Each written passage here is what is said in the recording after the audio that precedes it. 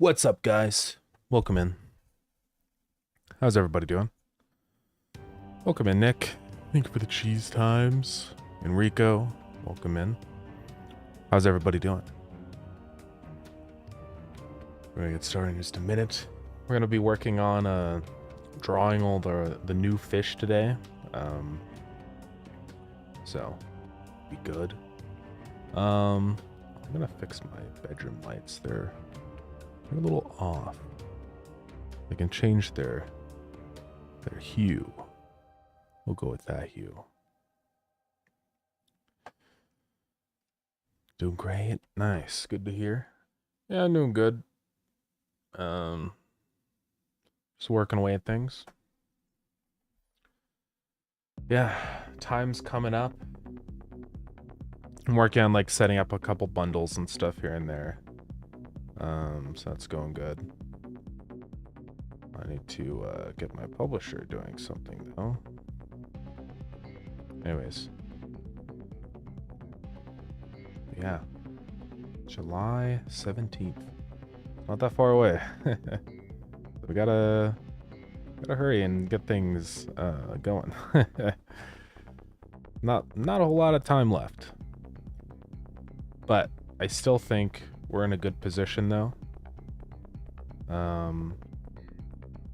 So yeah. It'll probably be okay. Gotta get all this new stuff out. Somebody also asked, I forgot to reply to them on the Discord server, if there's gonna be like a lore, like ending. I don't remember what channel that was in. I think it was in general. Did they get rid of it?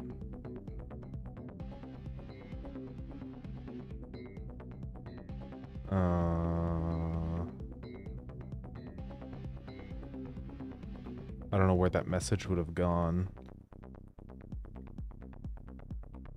I'm not seeing it anywhere. Was it in like one of the weird channels? Well, I don't know where that went. I'll have to do my best to not distract with Zero Power Station or other talks today. Nah, it's all good. Don't worry.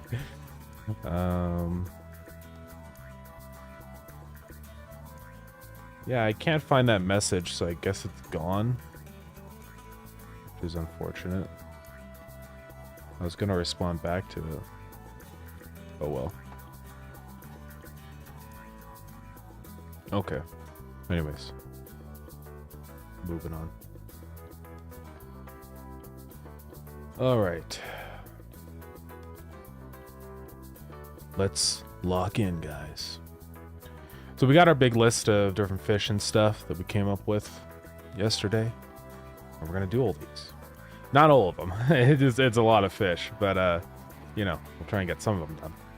Some of these are gonna be extremely easy, and some of them are gonna be way harder. Stuff like the sea urchin is nothing, because it's a ball. So it'll be pretty easy. I still need to figure out what the most common, like, I don't know. I mean, the one that I always think of is like the black sea urchin, right? That to me is like the iconic one. So that's the black sea urchin or long spine sea urchin, any of those. So I think we'll do this guy. You know, I think that's the kind of iconic sea urchin that we all think of when we think of a sea urchin. Right. Spiky black ball. Seahorse would be a cool start. We could do that guy too, yeah. Let's go ahead and dive into it. So, I don't think sea urchins are that big. They're about, you know. It's interesting that I feel like I understand the scale of sea urchins, even though I've never seen one in real life. These are really long spines. These are crazy. Well, you know, it's like a ball. It's like the size of like a large stress ball, I imagine. That's like a baby sea urchin. You know, they're like this size. They're like a little ball. I think it'll be pretty easy. I don't need any of that crap. Discard it all. All right. We're going to draw all these on just a big canvas so I can keep like the scale in check for everything. Let's delete that background, or let's actually keep the background but put everything on a new layer. So hey Yoshik, welcome in. How's it going? Oh, what's the biome idea? It's a coral reef, so it's gonna be a lot of different fish diversity here. We'll just open this guy up for scale. This is the size of the player. Boom. All right, so we're just gonna draw some balls. So not too huge. I think like 16 by 16 would be fine. Right? And then we have a ball and make it spiky.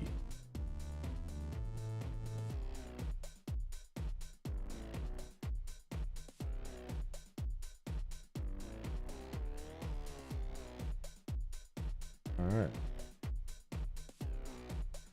I don't want to like mess up the round shape of the ball. Now, sea urchins don't really move, so I'm gonna have to add like a new mode of movement for them, just for one that doesn't move.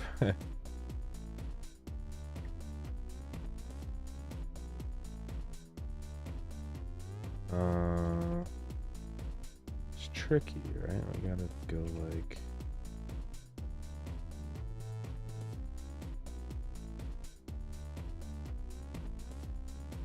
I think basically something like that. I mean, it's just a spiky ball. It's hard to make it look super detailed. I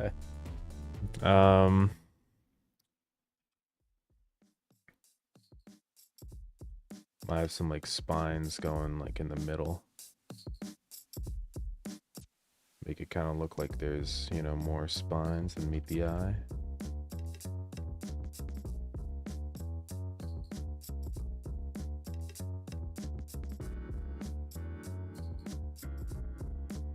I think that's good enough. I don't even know how I would outline this thing, so I just probably won't. Because it's already black. Oops. I picked a bad color. So that's basically it. I think it's done. 16 by 16. Let's go put it into its own image. All right. Currently in a good run in Noita. Let's freaking go. I do still want to play that game. I'm a little scared of it now that you said it's like a hard game. But it can't be that hard, right? It'll be fine. All right, sprites, fish. We'll just call this guy the black sea urchin. It's spelled like that, right? Urchin? Yeah. Because I might do more sea urchins in the future. You never know. All right, well, that's one fish down. Let's go add him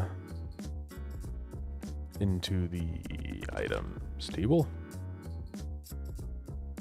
So he's going to be way down here at the bottom.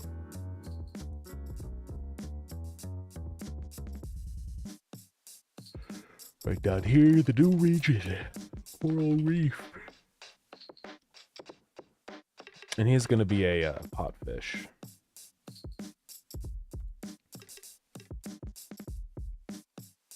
The sea urchin. Does that imply there are urchins that are not in the sea? I've never thought about that. Freshwater sea urchins? Is that a thing? I don't know.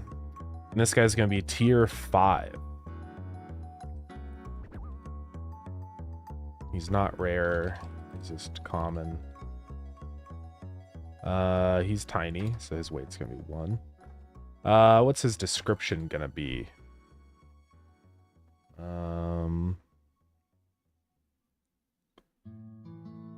I don't know. He really does remind me of like the dust sprites, you know? These little guys, right? They're like the same thing.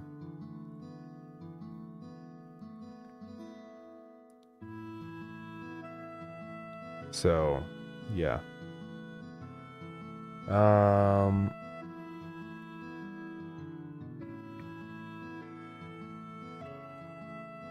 The long lost cousin of dust sprites. Or I guess they're also called soot sprites. This is what they are. Meaning pitch black. Okay. Yeah, they're just little guys. Called soot sprites. I've known them as dust sprites, though.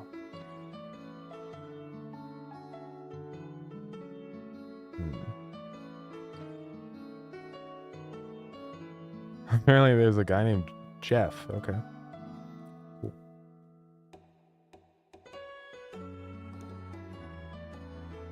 Anyways. I guess we'll call them soot sprites. Okay, that guy's done. Let's draw another guy. I kind of want to like go between the two, so we do one guy here and then another guy in the regular fish zone, just so we have a nice balanced amount. Okay, clownfish, you know, the iconic fish. I'm gonna go open up the goldfish just to have him as a scale reference. Hey, goldfish. And we're gonna draw perhaps the largest fish in the game today. We will see what happens. So there's the goldfish. So the clownfish will be maybe around that size. Clownfish are very tiny. People, I don't think, realize how tiny clownfish are. It's always like sad. Like in media, you know, they're all crazy and cool, and then in real life they're like this big. But they're super tiny. They're cool looking though. The clownfishes have some like white stripes, basically. They also have some black stuff mixed in there too.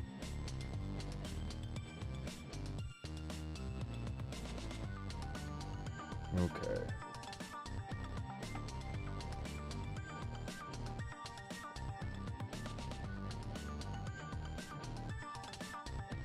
Something along these lines. And they're pretty like round, sort of like this.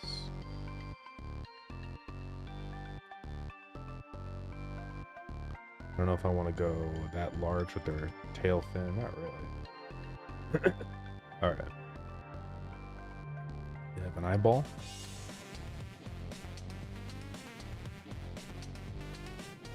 And then white stripes.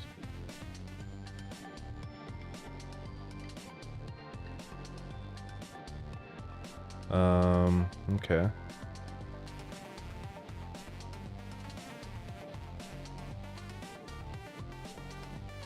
And then some of them have like some black mixed in.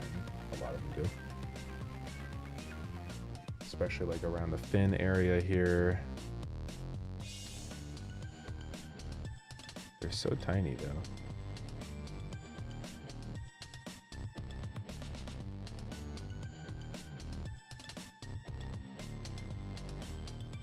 And they have like 2 fins here, it seems like. They've got like one there. And another right there.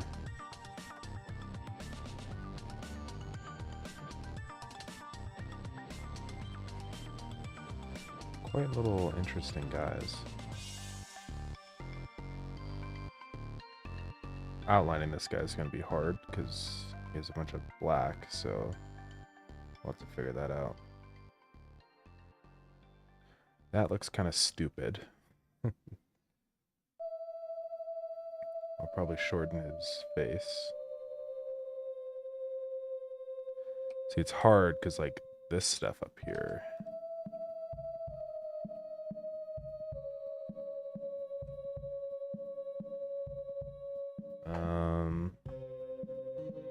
I don't want it to look too squished.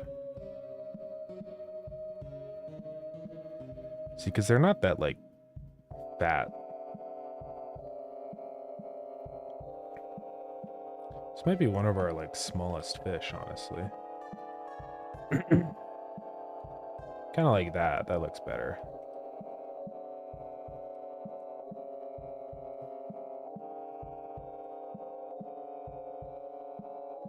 All right. He is a minuscule guy.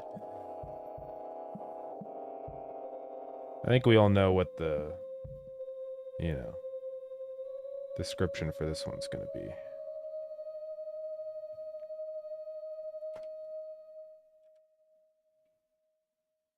All right, clownfish complete. Very small.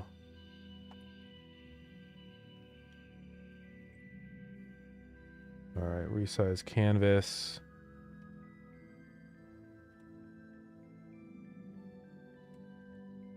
All right, save him. Self-insert, he's saying I'm a clown. Yeah. You know, the classic line, "Where's my son?" or whatever. You know. He's like, "Where's my son?" You know?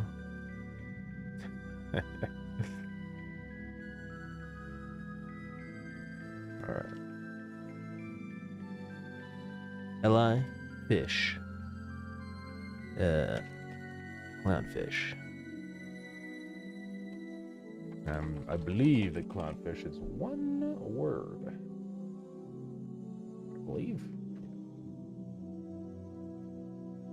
Maybe it'll be all caps. Where's my son? All right. So funny and creative, guys. He's a rod fish. Okay, that's 2 fish down. I'm aiming for hopefully 8. There's still a lot of other things that we need to fix also, so, you know, maybe we'll work on other stuff too.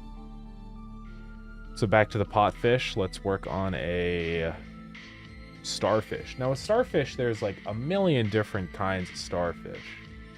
Because we're looking at like this guy, these are called brittle stars. They're very interesting. I mean, like, this is insane. Look at this thing, you know? Like, what the heck is going on? So, some pretty crazy stuff going on there. I would like to do just like the iconic starfish, you know? So, cushion star, royal starfish. I mean, there's so many. But there's one called the common starfish. So, and I want to also like sprinkle in a bunch of rare and maybe even some legendary fish here, because there are some really cool starfish that you can find. So I could see like this guy, the spiky starfish, looks insane. So like having him as like a legendary fish or something could be pretty cool. But yeah, the common starfish. Take a look, guys. I like the ones that look like they're waving. Like this guy. Like he's giving you a little wave. Or this guy. I know it's not real. God, starfish are weird when you think about what they are. You know? They're a little star with these arms. They would feel so weird to like grab. Now, unfortunately, these guys are also quite minuscule. What is the largest starfish? The sunflower sea star. Whoa. That's crazy. How big does he get? 3 feet. That's crazy. So yeah, this guy can get really big. And they have many arms. They're a little cursed. They look weird. But yeah. What is this? The crown of thorns starfish. See, there's so many weird fish, guys. Look at this thing. Like, imagine seeing this thing. I don't know what I would do. He's caked up. Oh yeah, I've seen these guys, the cushion sea stars or whatever they're called. It's so weird. I don't know. You never think about starfish very much, but they are so weird. Oh my god, look how big this guy is. So what are these called? Oh, these cushion starfish. Well, I guess there's a lot of different kinds of cushion starfish, probably. The cushion star. So we can maybe do one of these guys. They can be pretty big, I think. Let's go ahead and just do a little common guy first. That's sort of as a baseline. Common starfish. So they're only 30 centimeters. How big? I don't even...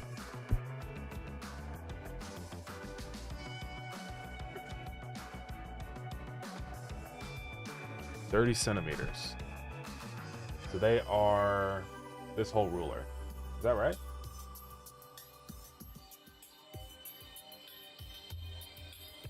Yeah, I guess so. So they're this big. They can be up to that big. So, you know, not super big, but some size to them. Also, Mossville Studios on YouTube. Welcome in. This is not my first game, actually. Before working on Lured In, I was working on Starground. Still working on Starground, by the way. I'm going to be cycling back to this pretty hard after Lured In is out. And I'm going to get Starground out of early access. So. Yeah, this is my... technically not even my first commercial game, though it's the first one that actually made any money. I released one a while ago, Pogo Rocket. It didn't go anywhere, so this is sitting here. Still haven't made any money from it yet. Maybe one day I will, who knows. But this was the first one. But Starground was much more successful. Excuse me. Yeah, Lured In's been coming along, so... Okay, so this is about like a foot. So let's go draw this guy.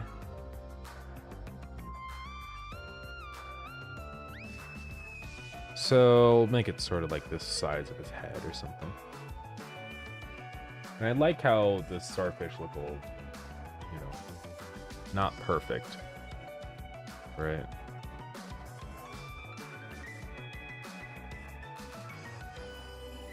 Right, boom, starfish. And we'll just start to kind of thicken them up.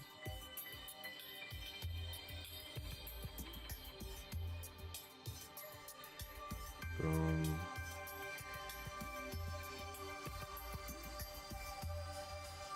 Okay. And they're not that pointy. Their feet are pretty rounded. Right.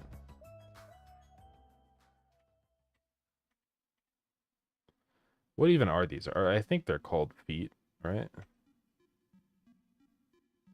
I don't know if they are, though, or not.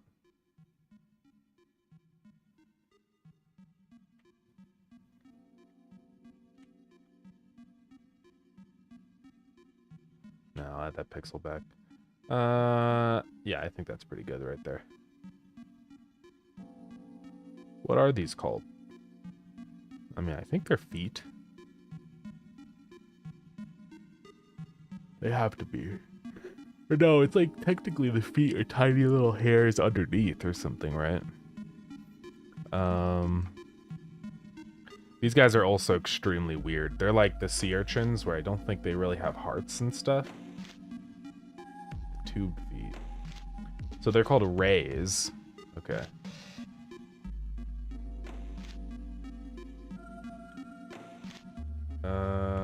Yeah, they have like some glands and stuff, but they don't really have like hearts. And they use the water vascular system, so they don't have blood either. Which is so weird when you think about it. An organism that doesn't have blood is very weird. Yeah, they're pretty fascinating little guys. Oh, cool, dude. And that's more games to me at a fat 0. Oh, man. Well, hey. Hopefully, you know, that'll change one day. I definitely do think releasing my first game, or like, releasing games to me is sort of like every single time I release one, I feel like I get better at making them and marketing them and stuff. So it does help so much just getting something released, even if it's not perfect or exactly what you were expecting. I think it's still absolutely worth it. I feel like this arm is too thick. Then it's too thin. I don't know what to do anymore. I just need to move this leg down, I think.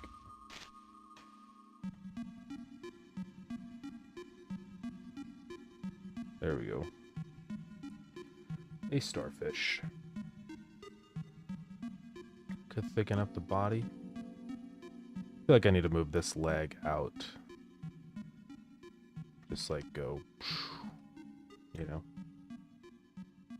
That's better. Maybe shorten that arm. That ray, sorry. Have to know my anatomy here, guys. I was about to say, where's the brain? Is that Patrick Star? Yeah. It is like Patrick, guys. Now, even though Patrick Star is pink, the common sea star is not pink. It is orange. I mean, some of them, there are some color variation. Like, this guy's a lot more pink. But I think we're going to have to do... Think hydrate. The posture check. And the wrist check. Oh, goodness. I think we'll have to go get a Patrick quote. Patrick quotes.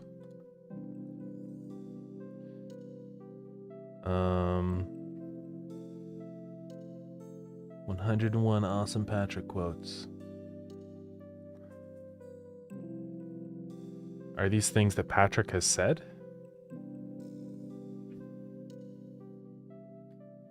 Whittle or food? No, we're going to starve. Oh, yeah.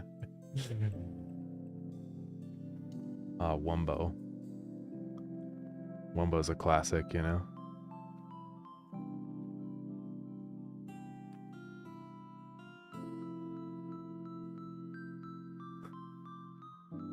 No, this is Patrick, you know? That's the classic.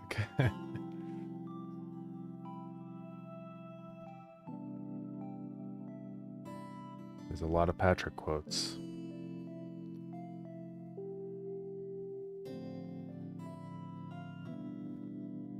Maybe that's why they make Patrick stupid in the show. He doesn't really start off as being stupid, though. I think they zombified him in later seasons. He's not necessarily stupid. You know. He's just, he's just not very serious. Hey, as a fencer, welcome in. The Wumbo quote is classic, though. You know, Wumbo. I think we gotta go Wumbo.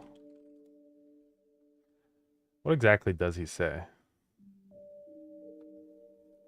Wumbology. I Wumbo, you Wumbo.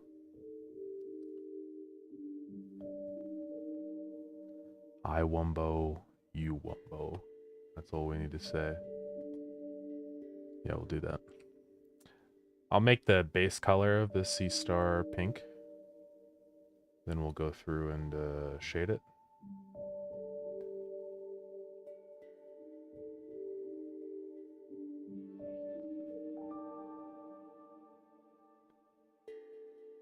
Okay. The sea star.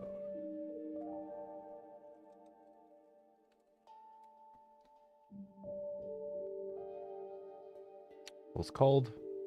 Well, it can be called a sea star. I'm gonna call it a starfish because that's the classic. Is mayonnaise an instrument? That's another good one. Yeah. One of my favorite episodes has to be the I'm Ugly and I'm Proud episode. Yeah, that one's fire. There's so many good episodes, guys. One of these days, I need to go back through and just rewatch like old episodes.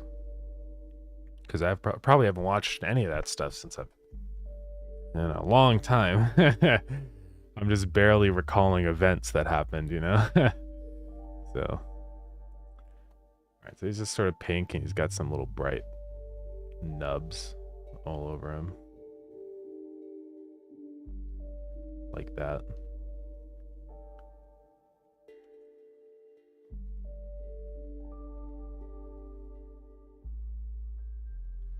Probably do some anti-aliasing around here, around these parts.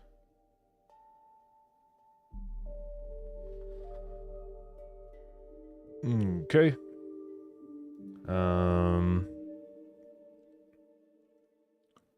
We'll do this color instead. I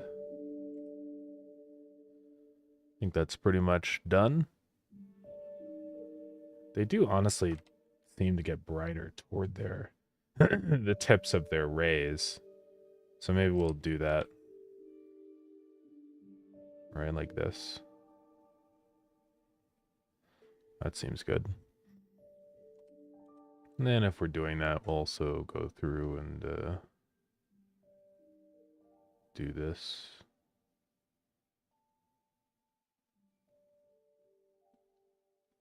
Oops.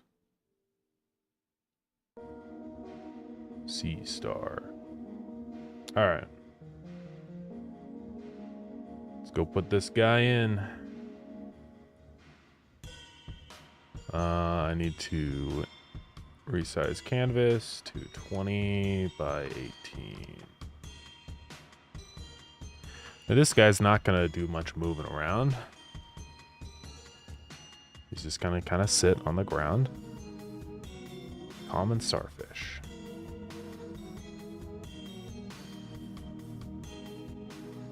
Okay. Boop. Let's go add him in. Li fish. Common starfish. Starfish is one word. He's very tiny.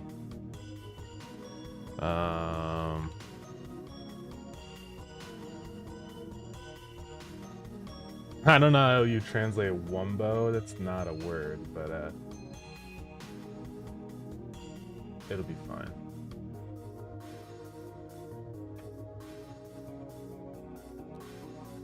What made you want to do an incremental? I know there's another fishing incremental that's been done called Fishing Inc. I mean, every game is different. People have talked about Fishing Inc. before. There are some similarities for sure between my game and this game. I didn't know this game existed when I started working on Lured-In, but and that's always how it goes. Is people tend to accidentally make some of the same stuff. But Lured-In is a much different kind of game than this. It's more of a tycoon, like business simulation, right? Like this game, sure, you fish and do mini games, but what fishing game do you not do fish and mini games in? You know what I mean? It's just kind of a staple of the idea, the concept of a fishing game. So I'm not really worried or anything. And the game's visually different anyways. I might even try and form a bundle with this game if possible. We'll see. I think they are in the... I'm in a bundle. It's like a fishing bundle. This one, the Keep On Fishing bundle. Lured-In is in this bundle, so as soon as Lured-In comes out, then it'll be in here. But yeah. See, I'll have to ask the developers of this game if they want to do a bundle. I mean, it just makes sense. They're both fishing games.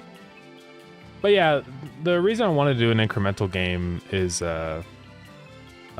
just because it's a genre I've always really enjoyed for a long time. You know, stuff like Universal Paper Clips or Cookie Clicker or Venture Capitalist, all those kinds of games, right?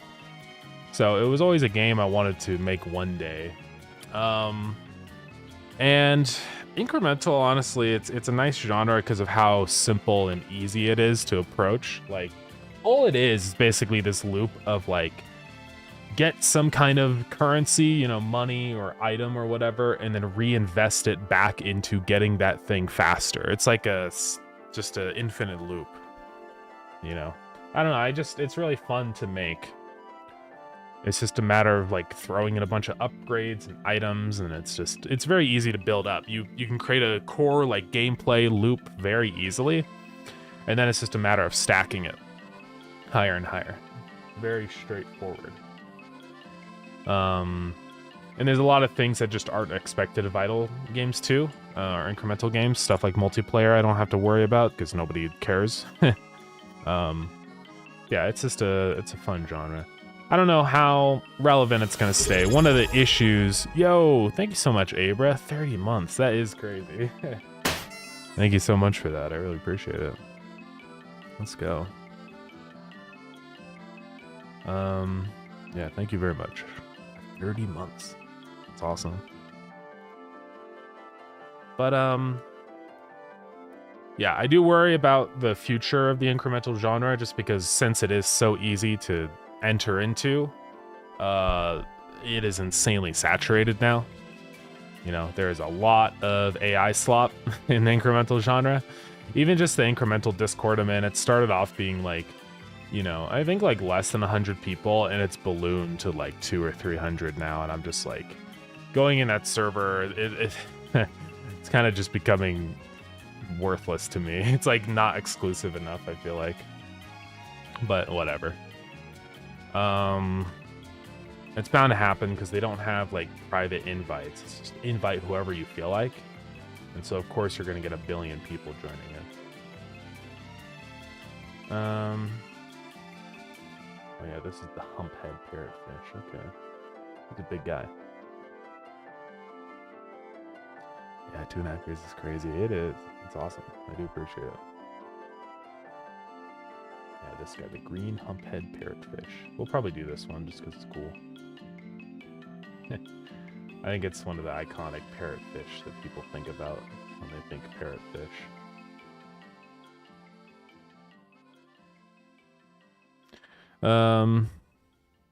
Let's see. I'm also doing a fishing game, but it's more of a cozy game. Yeah. How do bundles work? It's pretty easy to form a bundle. All you do is you just go to Steamworks, and there's just a little button to make a bundle. There's two different types of bundles. There's one that's where you have to buy both things at the beginning. That's good for like if you have like a deluxe version of your game or something, you know, or like a supporter version of your game, you would want to do that. Otherwise, the other type of bundle is like complete the set bundle. So if you have one game in the bundle, then you can buy the other game in the bundle at a discounted price. So it's kind of like an incentive to buy other people's games, right? Apparently we have a new curator review in here. I don't know which one. I think it's this one. This is the playtest. Hopefully it'll be a little more interesting with all the new stuff. I've seen so many of these games. Scritchy Scratchy was so popular, it's kind of sparking its own subgenre of incremental games, which is lottery ticket games. I've seen like 10 of these lottery ticket games so far. It's very interesting. That always happens. Whenever you have a successful game, it spurs a new genre, right? But yeah, bundles are nice though. Technically speaking, bundles are bad if you are the one releasing your game. Like, you want to join other people's bundles on their launches, because then you don't really lose out on anything, you just get more money. But it's still good, I think. You know, I think in the long term, forming a bundle is worth it, profit-wise. So I've seen games that do really well and they have like 80 bundles, so it's insane. Yeah, bundles are nice though. I recommend forming bundles. Oh, I always forget I have the little screenshot thing in there. I gotta get rid of that. It's so stupid. Oh man. Yeah, the one I saw as a success story was, yeah, that's actually the one I'm talking about. There, it came to mind. A game about feeding a black hole. This game has like 80 bundles or something like that. It's like, yeah, 77 bundles. It's a lot of bundles. And that's how they make probably a lot of their money from this game. It's just being in bundling with almost every game in the world, right? Or every incremental game. It's crazy. At least most of the big ones, at least. But there's so many bundles. Maybe I'll be one of them. Who knows? But yeah, I think bundles are good though. If you're like the top of the top game, I don't know if bundles are even that good. But definitely it's a good way to kind of share the profit space, I guess, in a way. Yeah, Fortune Mill's another big one that I've released recently. I don't like some of the art. Like I like the assets individually, but then none of the pixel sizes are proper. You have so many pixels in this game. And it's not just like UI versus in-game sprites or whatever. Like this guy is super high resolution, and then he's pasted onto this environment that's not. And the player also, for some reason, is just super low res. It's kind of weird. I don't know. They probably use like an asset pack or something, is my guess. Who knows? Just downloaded your demo. Looking forward to trying. Let's go. Thank you so much. How are you doing wishlist wise? We are now at over 13,000. I think we might be approaching 14,000 soon. Let me go check where we're at. But yeah, wishlists do matter. I mean, it's not like the end all be all. You can still have a successful launch even with a fewer number of wish lists, but it's a strong indicator both for Steam and just for yourself of how well your game's going to be doing, you know? So yeah, we're at 13,600 now. So, you know, it is absolutely important to build up as many wish lists as you can. So I would definitely try to. I've been doing a lot of short form marketing and stuff on YouTube, Instagram, and TikTok. That's been going good. I haven't posted recently. It's been a while. I need to make another video. It's been hard to also work on the game and post that stuff, especially like during this time, because I've only got like 2 weeks until launch. So I really want to get everything solid and polished before we move on. But yeah, it's difficult. I'm just gonna copy this guy and we're gonna trace him. I feel like it today. But yeah, wish lists are important. I think some people get confused though and think wish lists equal money, but that's not really the case. Wish lists are like you know, an opportunity, but they're not a guarantee, right? So if you have a bunch of wish lists, you're probably gonna have a lot of eyes on your game on launch. So if you pair a good game with lots of wish lists, you can make a lot of money. But wish lists are not anything by themselves, you know? It's an indicator, it's a helpful thing, but you have to make sure you deliver. Otherwise, it doesn't matter in the long term. So. And wish lists mean nothing after launch, so I don't even bother with them anymore. I've seen the insane success of, yeah, Mecha Chameleon. It's pretty insane, yeah, that game. I have been playing it and stuff. It's a pretty fun little game. But yeah, it's definitely one of those games where it's like, man, I wish I thought of that idea, right? Because it seems like so easy to make. And it is. They made the game in like 2 months. This is one of those things where it's like, it really highlights how how much of like a lottery sometimes game development can feel like, you know? It's funny because like I could totally see this game being just some random sub 10 review game that everyone forgot about, you know? I could see it taking both paths so like clearly. I don't know. You know, I imagine like scrolling through Steam and randomly seeing this, and I'm like, whatever, I don't care. But it's just, it hit the right audience, you know, and content creators started doing videos, and now it's like this snowball effect where one person does a video, 2 more people do a video, 4 people do a video. It's like exponential, right? So yeah, it's pretty crazy. 10 million sales is wild.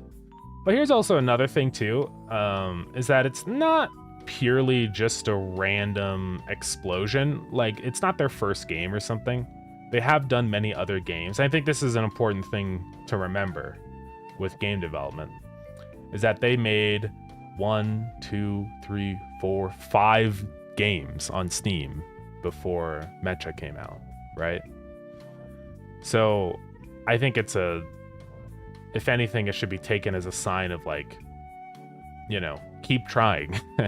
Because if you look at statistics of stuff like successful games, like usually never anybody's first game is their game that blows up and makes them a bunch of money. It just doesn't happen that way.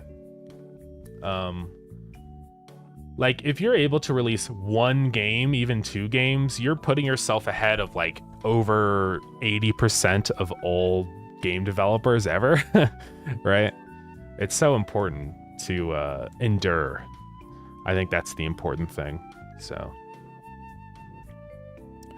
if I'm not wrong, 15K you can get on the front page. Yeah, I mean the front page now has changed a lot. Steam made some changes, so I don't think you can really get on new and trending very easily anymore. But the thing you can get onto is the personal calendar, which is the new thing that Steam added. And so far, it seems like it's a pretty good source of attention or marketing for a game. Lured In is just kind of now entering the 2-week away release window. And so I'm probably going to see a lot more visits and impressions from the personal calendar soon, I imagine. I don't know for sure, you know, it's just my guess. But if we look at the recent week, we can look down in here. There's personal calendar. Right now, it's 26% of my impressions, so it's quite a bit. If we also take a look at, impressions graph. Hard to see what's going on in here. Thought I could like turn these off, but I can't. So it's still kind of flat. I mean, I guess I'm not technically 2 weeks away, right? Because 17th, we just entered 2 weeks away today. So I bet in the next couple of days, we might see a lot more traffic from the personal calendar, just from what I've seen with other games. Now, it's hard to say. I'm not like banking on the personal calendar getting me a bunch more wish lists, but we'll see what happens. That's a really good wish list. Thank you. So your opinion on the new Steam changes? It's, I think it's fine. I mean, I don't know if they necessarily needed to make the new and trending area like exclusive to the biggest games on Steam. You know, I still think a little bit of randomness thrown in there would have been a good thing, just to get people exploring new things. But they've been working on a lot of features that does help indie developers. You know, stuff like the discovery queue is good for indie developers. And then the personal calendar is a big one. I don't even see the personal calendar here. Maybe that like goes away when there's a sale, which might actually be very bad for me. I didn't really think about that. But the personal calendar may disappear during sales. I mean, the sale ends pretty soon, so we'll still have plenty of time with nothing going on the main page. But yeah, because I don't see it, which is interesting. So I don't know where it is right now.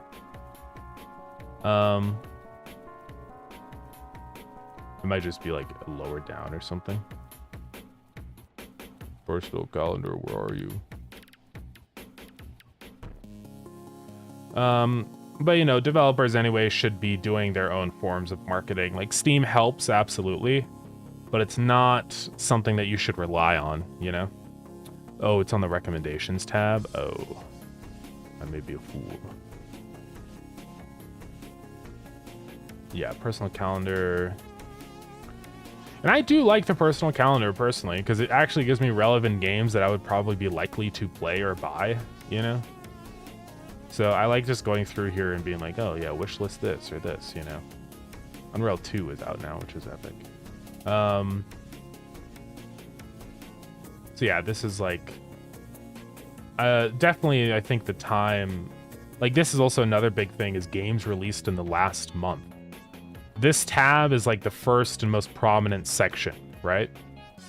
So that might be a really important aspect of this. This is not necessarily wish list gathering, but sales, because people will see that your game is out on this first section here and go get it. So you never know. Yeah, released in the last 7 days, and then upcoming stuff in here. It probably shows. Doesn't show alert in here. It's probably because I already have it in my library. It wouldn't show up. But yeah, once I get to like this zone in here, you know, next week or so, I think that's when it really starts to become pretty relevant. So yeah, we'll see how things go. You know, it's a new feature, so it's really hard to say how good it is or not. There just isn't a lot of like data on stuff yet, because there's only been like a handful of games that have really fully utilized it so far, but we'll see. But yeah, I think overall I usually trust Steam with changes to their platform. I always see this thing happen a lot where Steam makes a change and then immediately everybody's like, Steam, what are you doing, you fool, you know? And I'm just like, it'll be fine, guys. Everybody always overreacts, I think, to changes. Because everybody, when they made that change with the new and trending tab, everyone's like, oh, everything's ruined. Indie developing on Steam is dead. And then next week, everyone's like, hold on, guys. The personal calendar is actually way better than new and trending. And then now it's fine, you know? So it's nothing. I wouldn't worry about it. It doesn't really matter. I think Steam does have indie developers and their interests, you know. They do listen. And this is what's lovely about Steam. They are not a publicly traded company that only cares about profits. If they only cared about profits, they would just pay attention to the biggest games on Steam and only advertise those, and that's it. But they don't do that, you know? They didn't need to put indie games on the personal calendar, but they did. So I think it's an important thing to remember. Like, Steam is not just trying to make as much money as possible, which is great. This is the reason I trust Steam much more over a platform like Epic Games, because Epic Games, you know, they just want to make money. Because I think they are a publicly traded company. If I'm not mistaken. Yeah, I'm pretty sure that they have. I don't know if they... Are they? Let's look at Epic Games.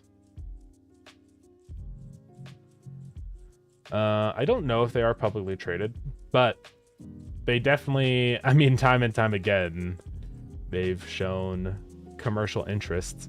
Also, obviously with Fortnite, that's kind of a whole big thing. Their goal with Epic Games is to mainly advertise Fortnite, you know? Like, them publishing other games it feels like more of an afterthought.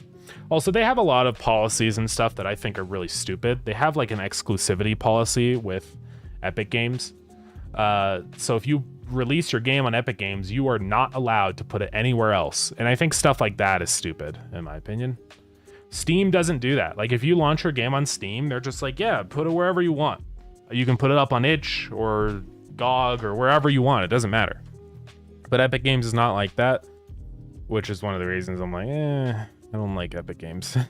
I don't even use Epic Games as a consumer. I think this is an important thing. Steam, I use all the time. Steam is my go-to platform for getting games because it's great. Right?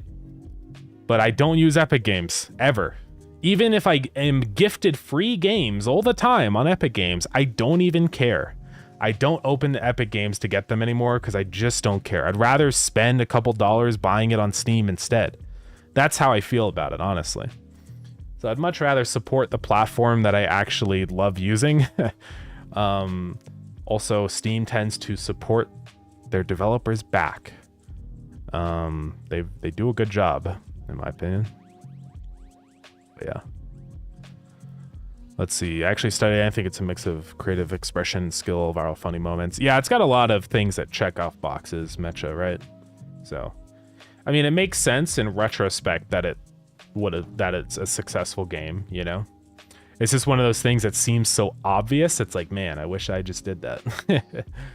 But you know, good for them. I think this is also another important lesson. And don't spend so long making your games. They made this game in 2 months. You know, that's nothing. So, longer development time does not equal more money or more success. I think sometimes people think that because it's different. Like if you work a job, you get rewarded for the time that you put into something, right? But not with game development. Nobody cares how long it took to develop your game. All they care is what the game is. So don't spend years and years wasting your time if you don't have to, is what I think the moral of the story is. And do I do game dev full time? I do. Yeah. I don't make a bunch of money, but I'm hoping Lured will change that around a little bit. We'll see what happens. I don't know if Lured is going to make a lot of money, but at least just to sustain development efforts for longer would be nice. Do I use itch? Sometimes I use itch. I don't usually go on itch looking for games to buy very often. But, you know, sometimes I'll browse around. I do post my games to itch. I do think itch is a great website for posting free stuff, you know, jams and stuff like that. Itch is great for. So it's definitely a good platform. I just don't think it's not like commercially accepted like Steam is for buying stuff very often, but occasionally I'll take a look around on itch. So it's not a bad platform by any means. I mean, Epic is digging into the AI stuff anyway. Time to dip on them. Yeah, too late. I already dipped on them 5 years ago. Yeah. No, I'm not. I don't like the direction Epic Games has ever taken their platform. It feels like they're definitely focused on. They don't care about indie developers whatsoever, in my opinion, from what I've seen, and you know the kinds of systems they have on their platform. I just don't think it's very good for indie developers. All I've ever heard about Epic Games is like a developer publishes on Epic Games, and then they send a PSA on Reddit. They're like, guys, don't publish on Epic Games because they get locked into an exclusivity agreement and they regret the whole thing. And you know what? Yeah, I feel it.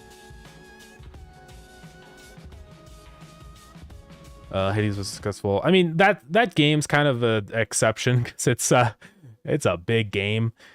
You know, people call it an indie game, but I don't know if it's necessarily an indie game. It's one of the most like biggest indie games ever, you know. I mean, it's got 140 or 282,000. That's not.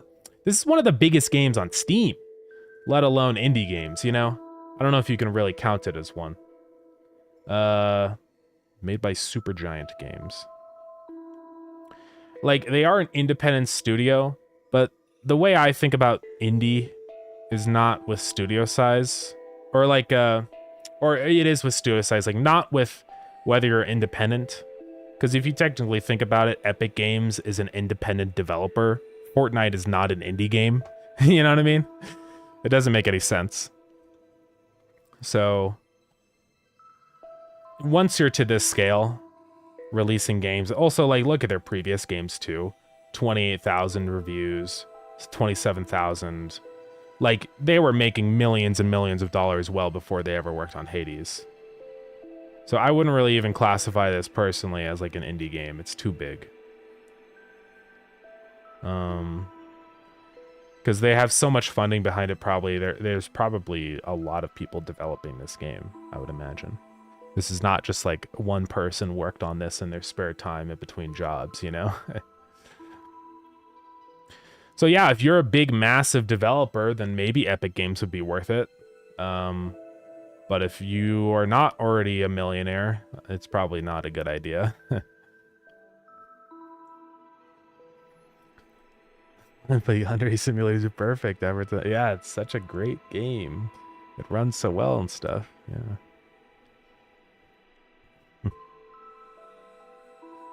I have a friend that has spent $2 million. That's insane. And 7 years on his game. I don't spend a penny on anything. You know, I never spend money on my games, ever.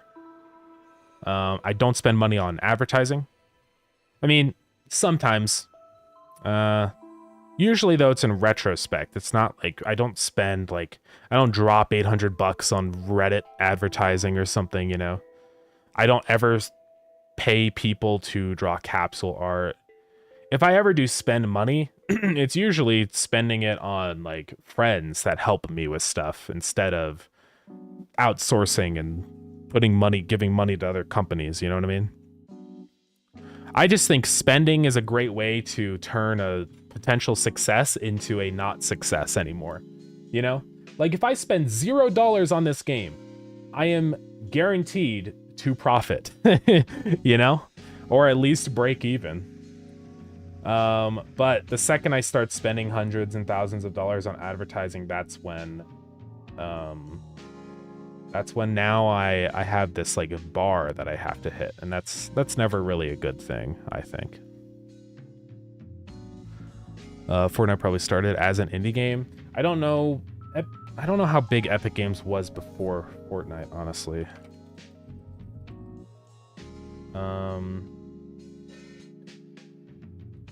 Oh, they also made Gears of War. Is that what they did? Did they buy Fortnite or? Well, they have Unreal Engine, right? So that's like the big thing. And they've been working on that since 1998. So it was definitely not an indie game at that point. Like Fortnite was still a very large game even before it became the Battle Royale. But yeah, they make Unreal Engine, so obviously that's kind of, you know. Yeah, they've been doing that for a long time. They were founded in 1991, so, you know, they're not just some new little indie developer or something that rose to fame. This is the funny thing, like, people need to stop looking at these one-shot wonders and being like, man, this isn't fair. Everybody releases their first game and makes $1 billion, and then I don't. But that's like the 0.001% of people. Like, that never happens. Whenever you look at stuff like this, and you actually do a little bit of research, you realize that like these massive successes and stuff are by people that have already developed many games before, right? It's not like a new thing. So it's not like they just like, hey guys, I'm gonna go make $1 million really quick. It's like, okay, this is our 30th game. We've done this so many times. We know how to do it. Anyways. Yeah, I think of indie games as made by a team of friends, not a big studio. It's like Silksong is an indie game made by 3 people despite being massively successful. Yeah, like I definitely would classify Silksong, I feel like, as an indie game still. Even though it is a very big game, they don't have a massive team behind it as far as I know. But if you count paying yourself, he's paid himself and 3 people, say $50K a year for 7 years. Oh, yeah. Well, if he's paid himself, then, you know, it's not a big deal. Right. That's kind of a different thing. I don't know how he's paying himself, you know. As long as that's a sustainable thing, that's fine. Doesn't really matter. I mean, that is the end goal of development, right? Is to pay yourself money. So, as long as that's happening, I guess it's fine.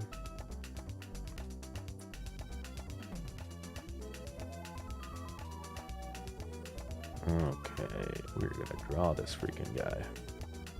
Hopefully he's not too big. I mean, they are big fish. If you look at them compared to people and stuff like this, I mean, not all of them are as big, but they're pretty big guys. Apparently they're in Dave the Diver. This is how big they are in there. He's pretty big. But yeah, I feel like this is about the right size. Get a good reference image. Hold on. The ads are coming up. My apologies, guys. Yeah, $100 to publish on Steam. Or yeah, that's true. That's the only amount of money I've ever spent. But also, I don't really count that as an expense necessarily, because you get the money back if you make enough money. So it doesn't really mean anything. You already paid 30% of your gross. It's true, but you're also paying that money for Steam to handle so many things and getting free unlimited access to their APIs. So I see that as an extremely small price to pay, in my opinion.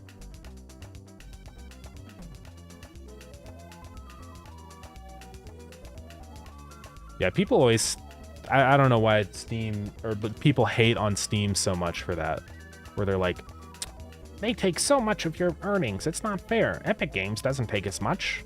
That means they're better. You should publish with Epic Games instead. It's like, I don't think people realize how much stuff you just get for paying only $100. And yeah, sure, you have to pay a cut, but every, publishing thing is going to take a cut. It doesn't matter what you use. Unless you're using your own personal website or something, but then you've got to manage, all the extra complicated stuff with that. You've got to run servers and payment processing, and I think you start to realize that stuff gets really freaking expensive all of a sudden. People look at that and think it's like some free way out, that they're, I'm gonna do this and then not give greedy Valve any of my money, and then they realize, oh, I have to pay like credit card processing fees, and then all of a sudden all of that money that you were supposed to be getting isn't there anymore. You realize like, oh, Steam actually isn't that bad. Maybe they are pretty fair with 30%. So it really is one of those things where I'm like, yeah, Steam is fine. It's not unreasonable at all. This guy's got a big hump on his head. Alright, let's start drawing. We got all the outline stuff done. I'm just going to go ahead and outline them now. Ads are halfway. I do apologize about the ads. We'll be over in a minute. And then we'll continue our discussion about stuff.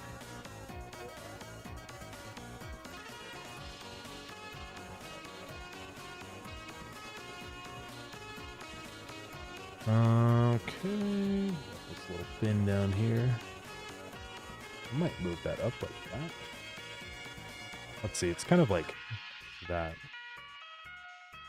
Yeah.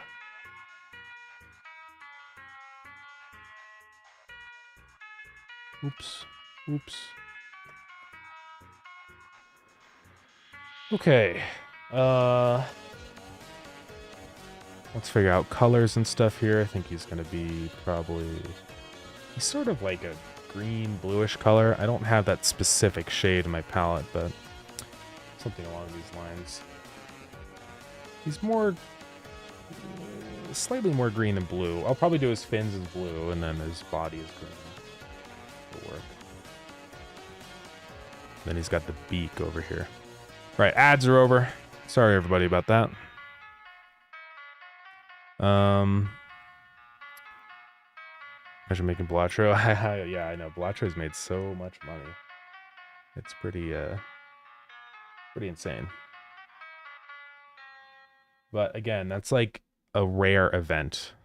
It's not something that happens very often, so it's never good to look at that stuff and expect like, I'm gonna be the next Blatro, because it's probably not gonna happen. There's nothing wrong with like, development is a long process, That's just how it goes. Just because things, you know, you have to develop multiple games doesn't mean that you failed. Like, success is often something that takes years to achieve. It's never just, I'm gonna make a game super quick, or I'm gonna make Metric a Million in 2 seconds and make $1 billion. It doesn't happen. So, I think this guy's eye is about like right here. I'm trying to see what the color of his eye is. It's so tiny. It's kind of like a gold color. Kind of like this, honestly. I know it looks stupid, but you know, that's how he looks. He looks kind of stupid. That's fine. Move it away forward. Yeah, then I just gotta shade it and stuff. It'll be fine, guys. Don't worry. Yeah, what about Stardew Valley? Oh yeah, Stardew Valley made so much money too. That's another, like, that's another one of those 0.001%. Like, that's not a normal thing to happen, right? You got insanely lucky.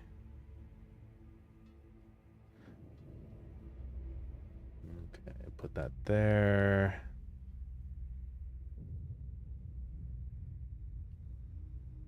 Then he's got a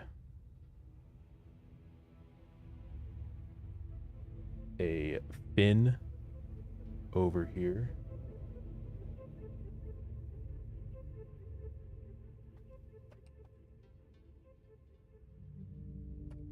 Let's see. Something like that.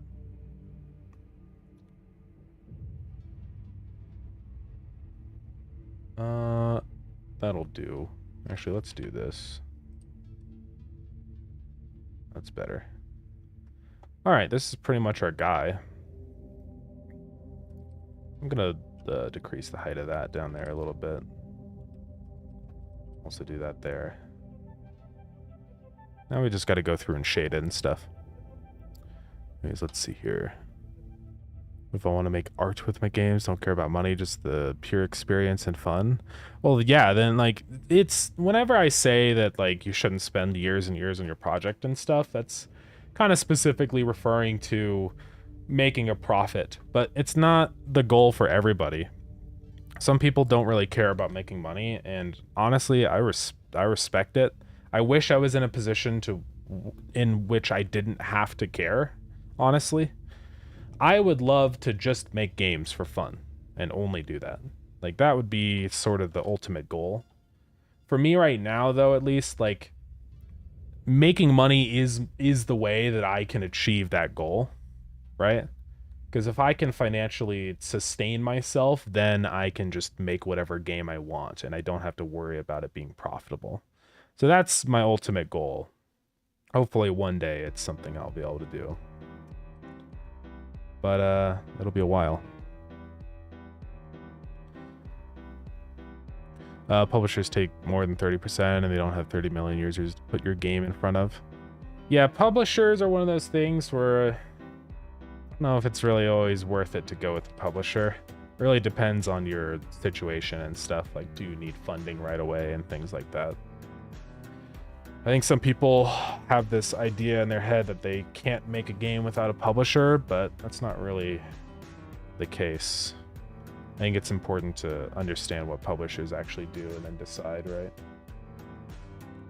Because publishers cost money. They usually take a pretty big cut. It also heavily depends, again, on like the cut of the publisher that you go with, you know? That's another big factor. So yeah, lots of things to take into account. So I'm gonna do some of these. And he has like some that go out there.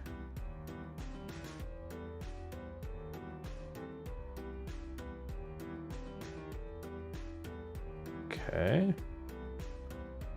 Do all these.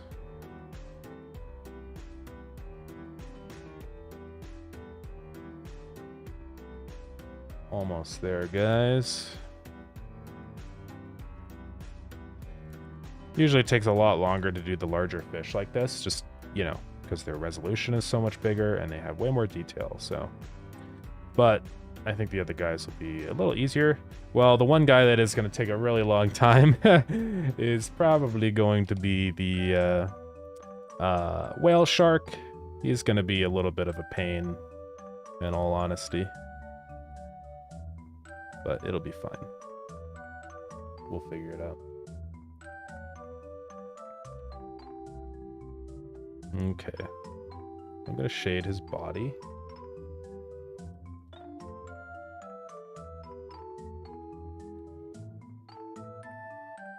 Looks like about like bottom half of it. Should be darker. It's got a lot of shading and stuff going on in here. We're gonna replace this. Sorry if I'm missing messages, by the way. Everything else in here. What I do before I made my first game. I mean, before that I was young, so I was just, you know, going through high school and stuff. I wasn't like doing anything else. I did do some pixel art commissions for a while, and that was kind of good for getting a lot of practice and experience doing pixel art, so that was a good thing. But yeah, really just getting through school was pretty much all I was focused on doing. And in between university and stuff, I was working on games by then, so yeah, that's been pretty much most of it. Let's see, he's got more of these lines here. I don't like how that looks. It's tricky because there's not like a lot.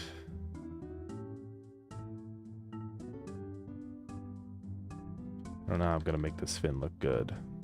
Might just leave it kind of plain. Or maybe do the inverse and have some like lines coming off the edge.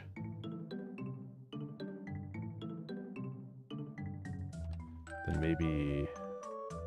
I don't really have a color in between those, but that'll do probably. Okay, and he's got some pretty big scales. Now with scales, I don't ever draw the individual lines between them, but we can do sort of like a... you know, this.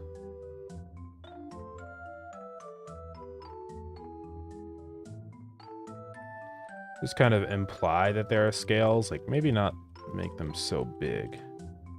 We could do something like this. And especially like down near the bottom of the body. And then have a couple mixed in on the other side.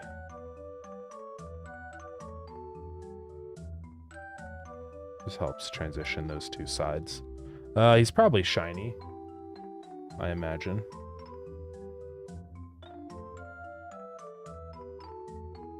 So let's shine him up.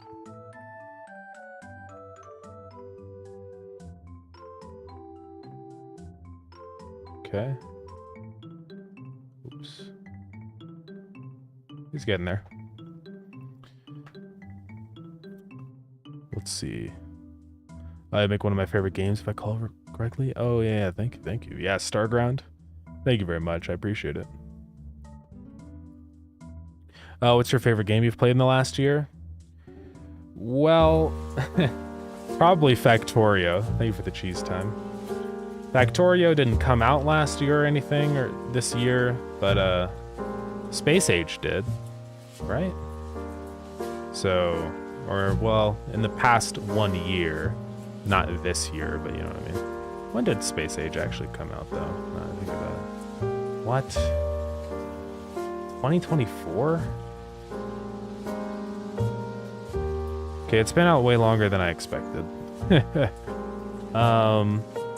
I have been playing a little bit Factorio recently, though, and it's been very fun. I've always loved Factorio. It's probably one of the most polished games I can ever think of. Also, Rems, welcome in. That's a good-looking pixel fish. Thank you, I appreciate it. It's kind of hard to see anything with the cheese, though. It'll be over soon enough. What are some other games that I played this year, though? Honestly, it's been really hard to play games this year, just because I've been so busy with developing Lured In and stuff, and I'm probably going to be way more busy soon anyways, also. But what have I played? I always think of a game that I've played and then I realize, like, I actually played that, like, 2 years ago. You know what I mean? Grounded 2 has been fun.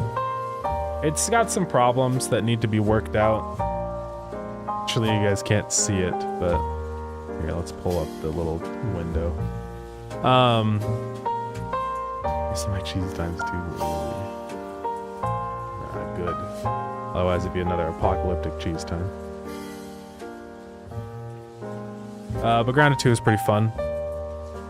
But performance is a little problematic, and they need to optimize the game. All you can afford. Oh man.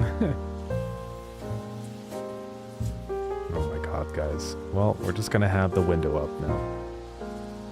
Did this to yourselves. What have I played that I would say was like really good? Subnautica 2 is good, but it's still, you know, early access. And I'm just sort of waiting for another update. Apparently there's supposed to be a big update coming very soon, in a couple weeks, so. Make the window smaller? No. You guys have to be able to see what I'm doing.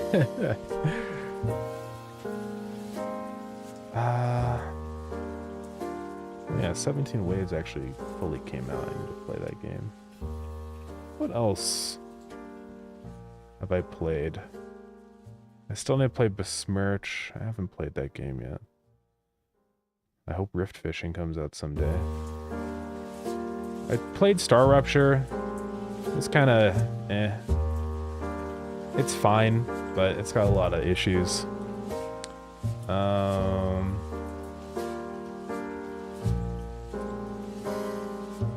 Slapshot Rebound. That game is mid. I don't know. Dredge I played recently, and I think that's a really solid game, honestly. I like the exploration and stuff of Dredge. It's pretty cool. Yeah, I have played Cave Crawlers. Okay, thank God it's over. Cave Crawlers is pretty good, actually. I know that they're working toward some, like, what was Cave Crawlers?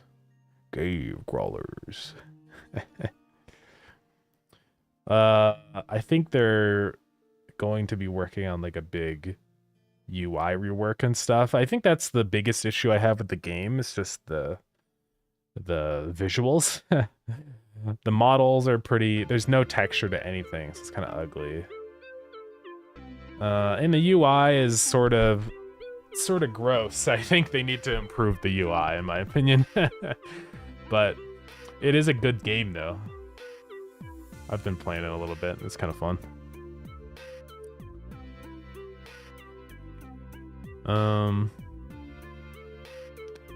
So you need refunded for all these cheese times so we can do it again. Yeah. No.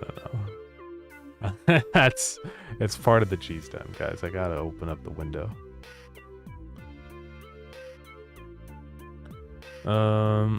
See, why would anyone agree to that? If you didn't make it, then why would you own the rights? What is that in reference to? I can't remember if we were talking about something about that.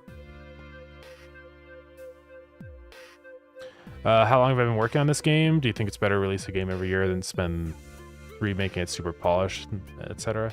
I think for game schedules, what I'm probably going to be doing from now on in the future and stuff is like, I think it's so much better to,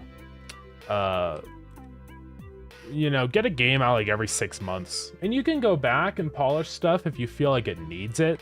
But honestly, I get so trapped when I work on big games, you know, and it sucks. I think the most important part about making a game is making sure that you're enjoying the process of making the game. So I say make a game every 6 months, finish it. You can work on it more if you want to, but then you're not trapped anymore. You can just like leave and be like, hey guys, the game is done. It's in 1.0, bye. And then work on the next project, right? So that's, I think, the ultimate best way to go about it, in my opinion.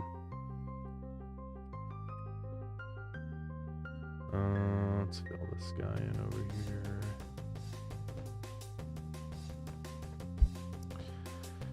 But yeah. More games. More frequently. Instead of one big, long mega project. Because mega projects never go well. You know? It's not that they're always necessarily a bad idea or anything like that, but it's just... It's too long. You can't, like... fully know if a project you're working on for that long is still going to be a project you want to work on at that point. You know? Like, sure, maybe you are having fun with it now, but are you going to still want to work on that same project in 5 years? You know? And every time I run into that, the answer is always, I realize, no, I don't want to work on this anymore. Even if it starts off being something that I'm really enjoying doing, right? So I think it's so important to leave yourself an out, you know? Don't trap yourself into something you're going to start regretting eventually. So... I guess this guy's pretty much done. That's pretty much how they look like.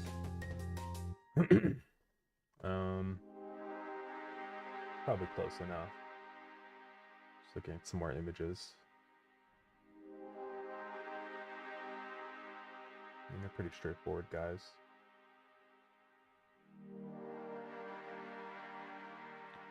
All right.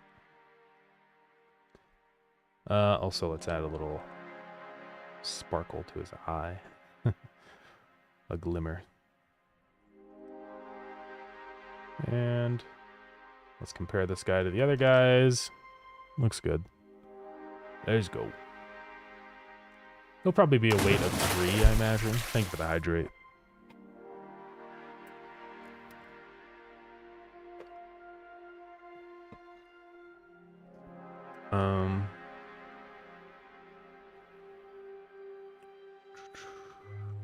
Yeah, polished games feel way better. Yeah, I think like I really want to tackle genres where I feel like I have the time to just make a super small concept and just spend the rest of my time polishing, you know? And honestly, incremental genre is a good genre for that, just because it's so easy to create the base game. You can very easily like put so much time into the little stuff. So far it's been going pretty good.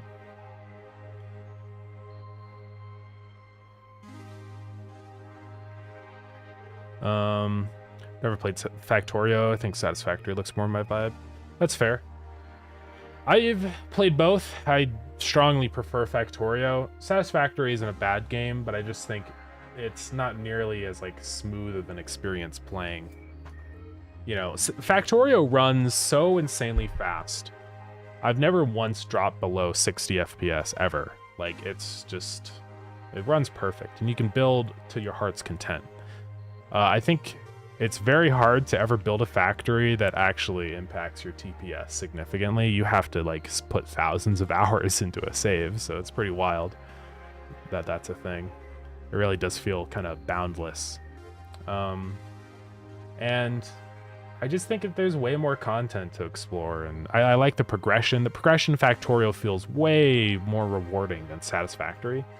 Satisfactory's okay, but it feels like a lot of like, I build a factory and then the factory becomes useless, or I have to like work it into this other area. And honestly, it being 3-dimensional just makes everything harder to build, in my opinion. So I'm much more of a Factorio fan. Do I want to call this guy by his full name, which is the green humphead parrotfish? I don't know.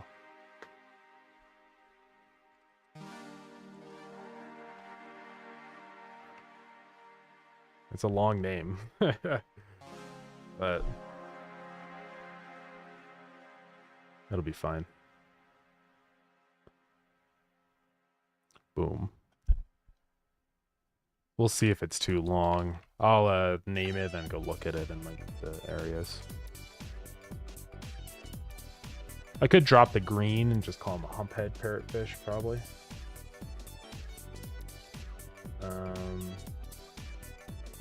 But he is specifically the green humphead parrotfish.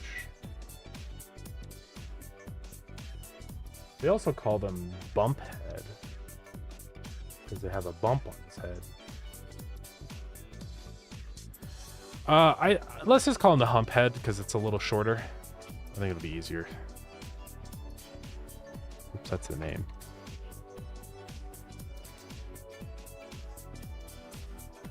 Oops, green humphead parrotfish. All right. I think it's gonna be probably weight of 3. I imagine. He might be a rare guy. I'm not gonna decide who's rare and who's common yet. I'm just gonna add all the fish and we'll go back through and decide. Let's see. Itch is fun, but I don't know how they make money. They optionally take a, like by default, they take a 10% cut. You can change the cut they take from profits down to 0% if you want. But that's part of how they make money. I think they probably also make money via, I don't know if they do advertising and stuff or not. I have no idea. We'll see. Well, not we'll see. I'd have to look it up. But you should try Stone Wards. I could check that one out. Is that the new one that just came out or something? Yeah, this is that new one. Or it's not out yet. Okay, but I've seen it around and stuff. Yeah, it seems interesting. What even is it? It's a roguelike defense game. Yeah, maybe. I don't know. I've been like, multiplayer games are fun and all. Though it's always just an endless cycle of like, you know, the classic friend slop curse. Where you play for one time and then never again. I'll wishlist it though.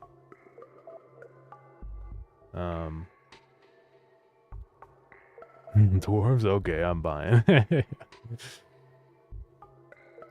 Oh, your Pixar is really good. Thank you, thank you. How do you make them look like they're swimming? I don't animate that by hand because it would take me 5 eons. So instead what I do is I use a Line 2D node and modulate them that way.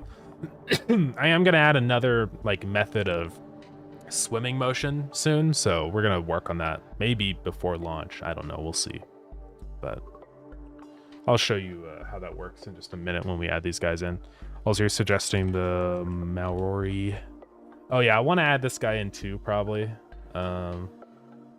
He's kind of similar though, honestly, to the parrotfish. He's a little bit different though. Instead of like the beak, he's got lips. So I could see adding him in. No, he's eating the pufferfish. He's got an interesting pattern. Yeah, he could be cool. And then also the Napoleon, yeah.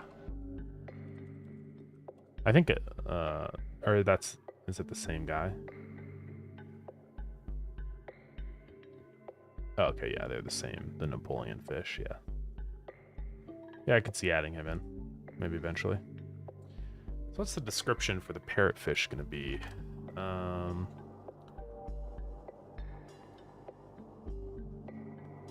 Oh yeah, also I need to make all these guys saltwater. I almost forgot. Allowed liquids.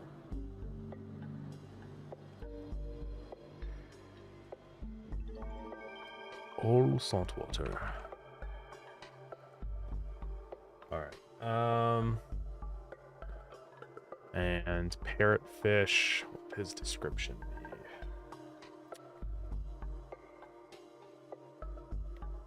The hump head.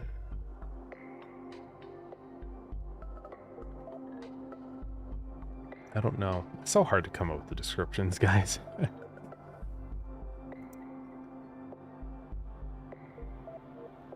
Any surprise ready for tomorrow? What kind of surprise would you be expecting? Was there like something I'm supposed to do or something? Juvenile. They look pretty interesting.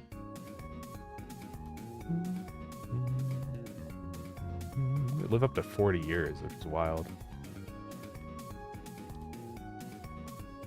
Sharp beak, like short work of corals and crabs. Yeah. Could work. I usually like keeping the descriptions very short.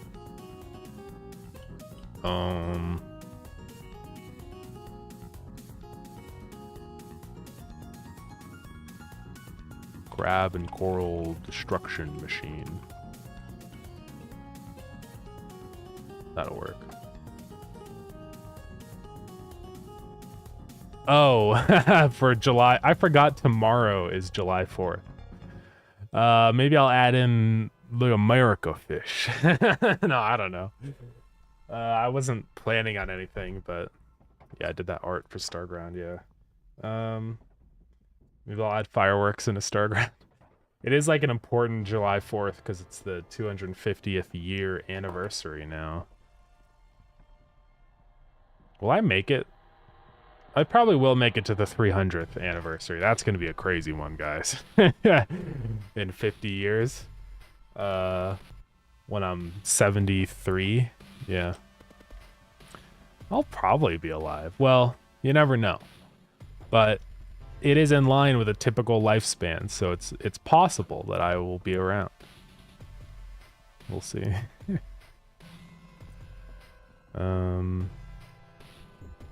Okay, so let's go add all these guys in. So how size-wise does he compare? I put in like the largemouth bass. I just want to see. We should be around the same like weight as him. He's probably okay. Yeah, I think about 3 weight is fine. The tuna, for comparison, is 4 weight, so we can kind of compare his size to the tuna. The tuna should just be slightly larger, which he is. So I think around 3 weight seems reasonable for this guy. Okay.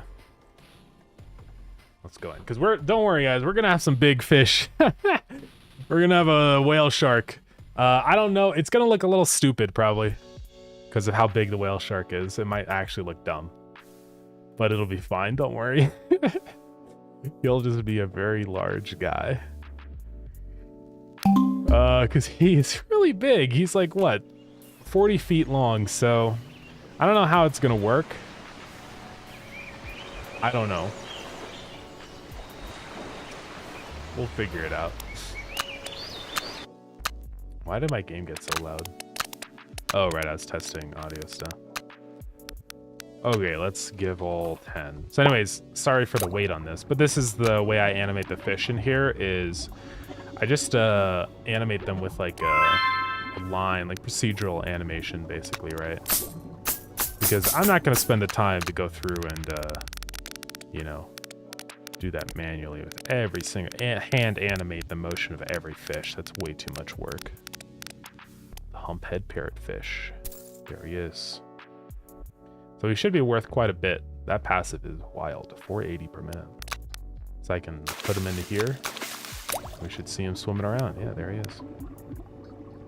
All right, so he's pretty much done. Good to go. We also got the sea urchin and stuff. I feel like I kind of need like a search bar now, honestly. Maybe I'll do that eventually. Where is the sea urchin?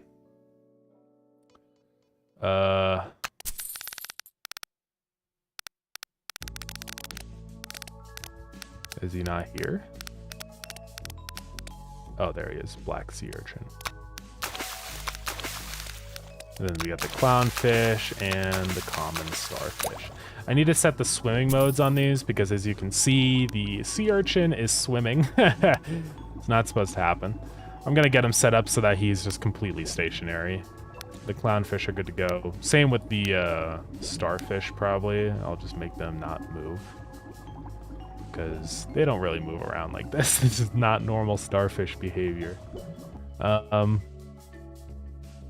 Let's go do that. We have like the swimming type. So crawl is one of them.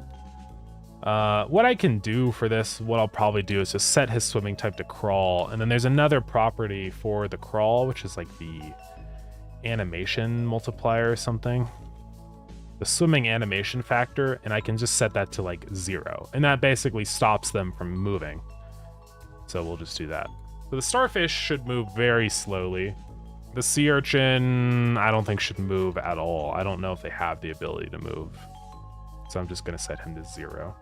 So we should see that. It should be better now.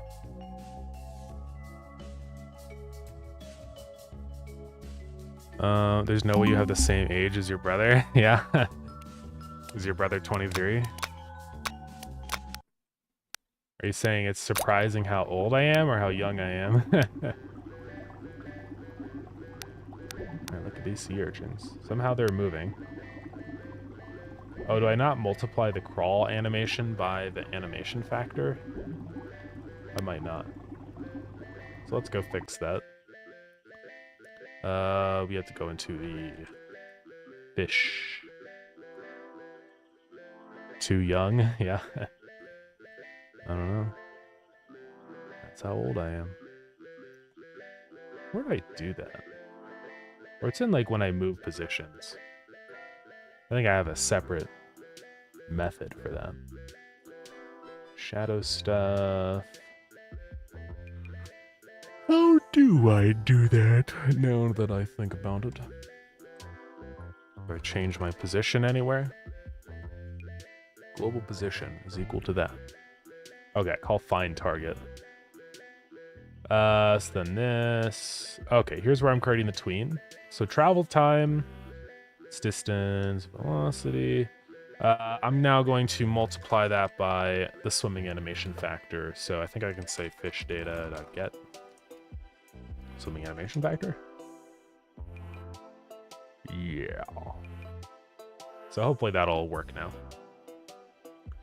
Let's see. Do you recommend pixel art for games, or is it just your specialty? It's really just the thing that I'm familiar with. I wouldn't always say it's the best route to go for games and stuff.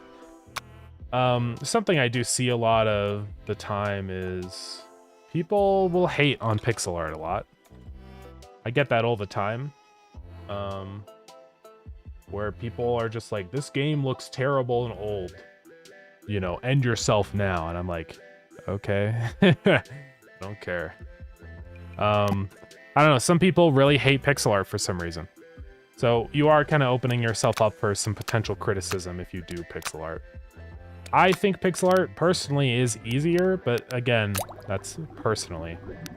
I don't know if pixel art is oh, I multiply by point. I gotta say divide by that value. Yeah, it just depends. I would probably tackle an art style that you are the most familiar with, right? And if you do want to tackle one that you're not familiar with, it's possible, but, you know, it might be hard. Yeah, we gotta divide that. We should be good now. Now these guys are gonna be pretty much stationary. The starfish should be able to move very slowly, but the sea urchins will not move at all. I might need a way to hide decorations. I might have another button like the fish button, but for decorations instead, just so you can see your fish easier. I might do that. I think I will add that, actually. Yeah, I've been drawing my sprites on Krita. I really like Krita. A lot of people recommend A Sprite, but A Sprite is specific and limited, right? If you get really good at A Sprite, you'll be good at pixel art, but then it's going to be harder to make that jump to a normal drawing program for any other kind of art. And that's why I like using Krita, because it's versatile. A lot more versatile than A Sprite. And it's not that A Sprite is bad. Normally I recommend A Sprite to people. I'm like, hey, use A Sprite instead. So it's not bad by any means. But I just find it's not as versatile as I'd like it to be. So I'll use the new coral guy as the icon. That looks pretty cool. A lot of people say that 3D games are easier to market. I do kind of agree with that statement, honestly. I think generally more people, like people seeing a 3D game, they're more inclined to buy that kind of game. So that is something to keep in mind, but I think really at the end of the day, I wouldn't worry so much about following that kind of garbage. It doesn't matter. Where do I do the visibility thing? I gotta figure that out. So yeah, I would just say search around and just pick the art style that you like the most. That's the only thing that really matters. Find reference, because that's important. Set fish hidden. So I do run this. And what do I say? So fish visibility toggled. And then I call fish dot set hidden. Okay. Right here. I see. So I'm probably going to have this same function on the decorations.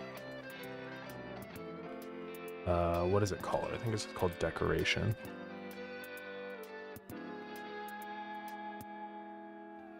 I think it's this guy right here. And then I'm just going to do this. Okay, so when we also generate the decorations, we got to do the same thing then. Which we do right here. So we're going to say, or that's, no, that's the decoration buttons. Do I have a list of the decorations in the tank? Probably. Decoration active. Fish objects. The tank world might process all that. Yeah, it does right here. So I'm going to say decoration dot viewport dot UI dot, and let's go copy that signal that we used for the other one. Set fish hidden. And I guess I got to do the same thing here. I don't know why I have a separate function for that. I'm just going to not do that. Oh, but I guess because I need to reset it back to... Well, it doesn't matter. I can just call that in the signal. So I'm going to say decorations visibility toggled.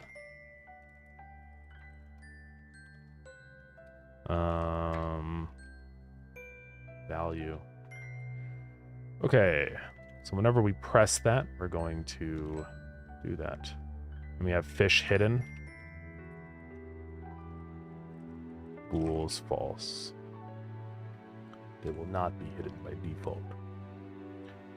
Alright, so when we press that button, we're going to do all of this stuff again.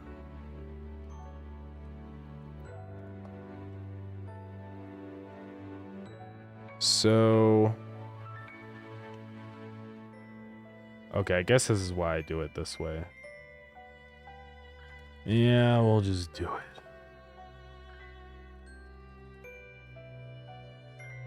Okay. So set decorations hidden. And then I'm just going to call this with the opposite of whatever we had before, which is decorations hidden. Set decorations hidden. Okay. Change all this stuff. Boom. So I don't have an icon for the hidden version. We'll have to draw that, I guess.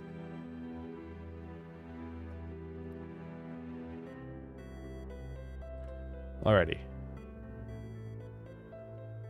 So we set it to the new value. If it's hidden, set it to that. Otherwise, set it to that.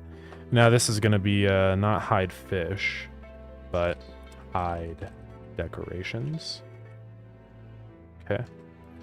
We emit that signal, so hopefully that will hide our decorations. We're going to see what happens. But I think we're good to go. Let's try it out. I also need to set up some more code, I think, for when something is hidden, I am not able to select it anymore. So we'll have to do that as well. And I forgot to actually do this, so my bad. I should just pass that in as a whatever. What was the signal called? Decorations visibility toggled. Dot connect to set hidden. Oh,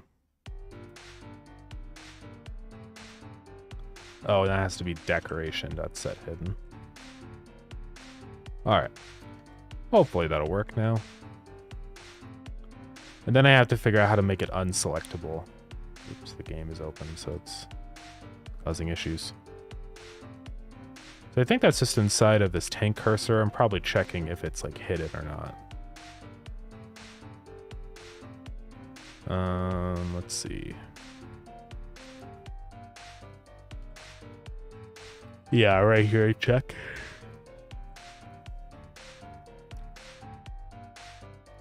So I just need to say if body is decoration and not decorations hidden.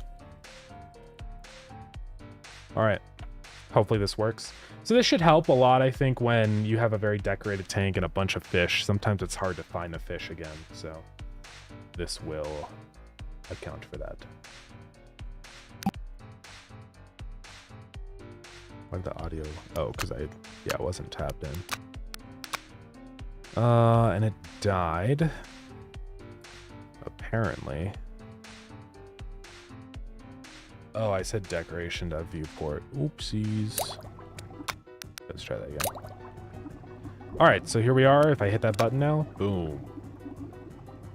It hides the decorations. Now I can just freely click on any of the fish I want. So that's pretty helpful.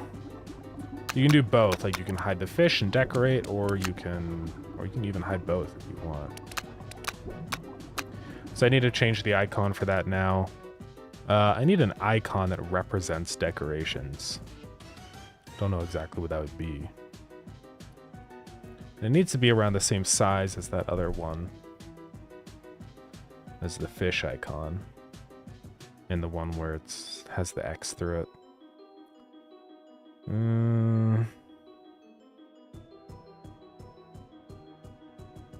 Which one is that?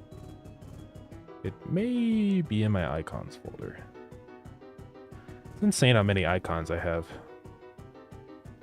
Alright, this one. So we're going to copy that X, and we're going to create a little decoration icon. So what represents decorations? Honestly, I think the treasure chest is like the most iconic one.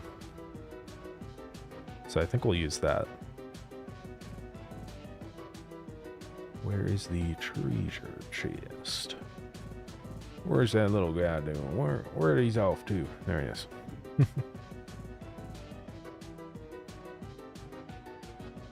Let's go ahead and put him in here. I'll shrink him down. I'll have to do some pretty big shrinkage here. Let's hide those other layers for a second. Okay, we gotta clean up now.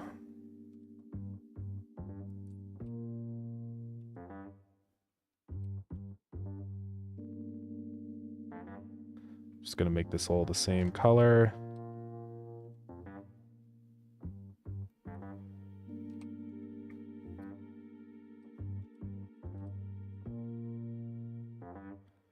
Okay. Do the same over here.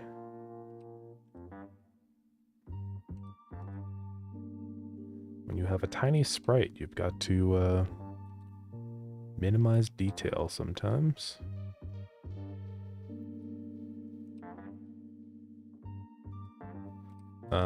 Fill this in. Don't really like how that looks there, but don't know how else we would do it. I could do like that. That'll work. Alrighty, I think this is much clearer what it's showcasing now. I will show the little lines at the top. Maybe, if I can get it to look right. No, it just kind of looks bad, so I think I'm just going to ignore those now.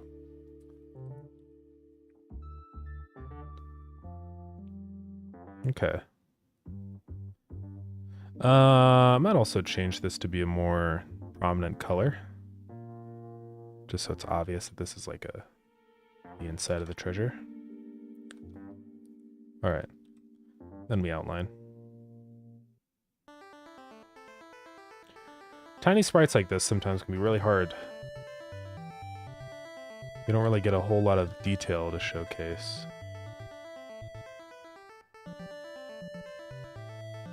I mean, brown makes sense for most of this stuff. I'll do that. All right, on to anti-aliasing. So that's our normal decoration icon.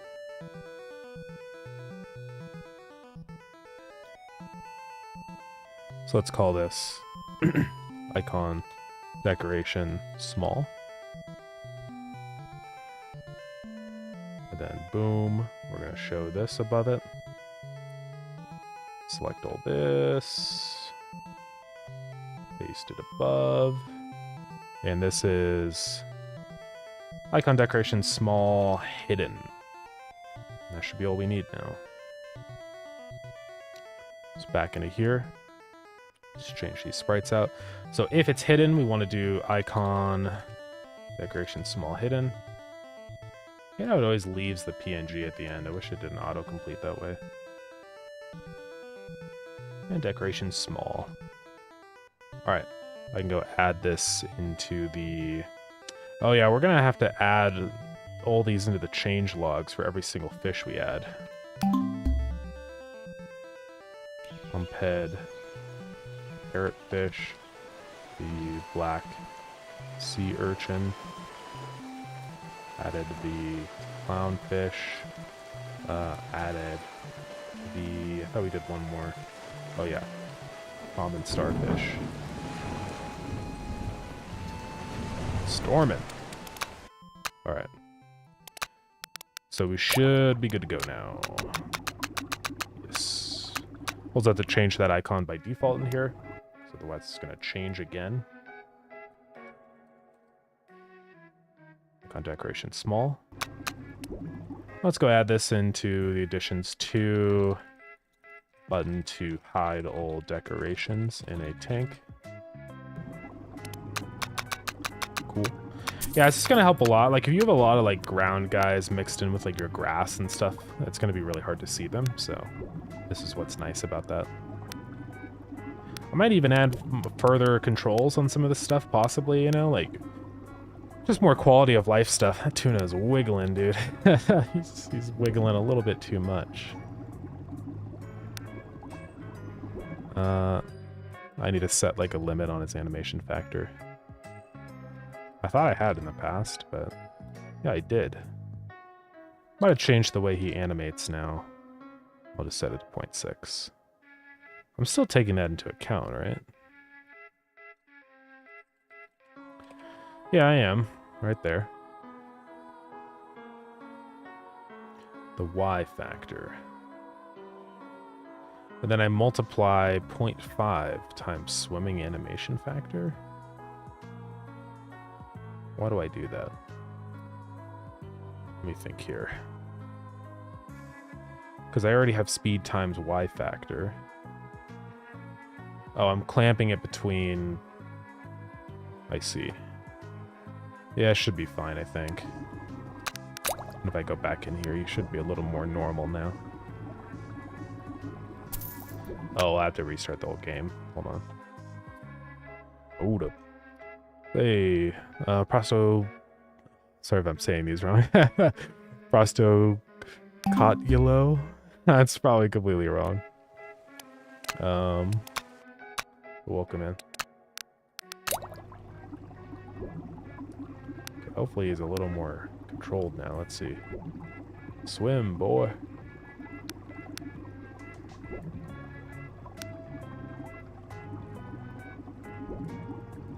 He's still quite wiggly. Is animation factor the right thing? Because that's like the speed. I mean, I know I do it in like the Mola Mola. He has a very low animation factor. So I would think that it would work.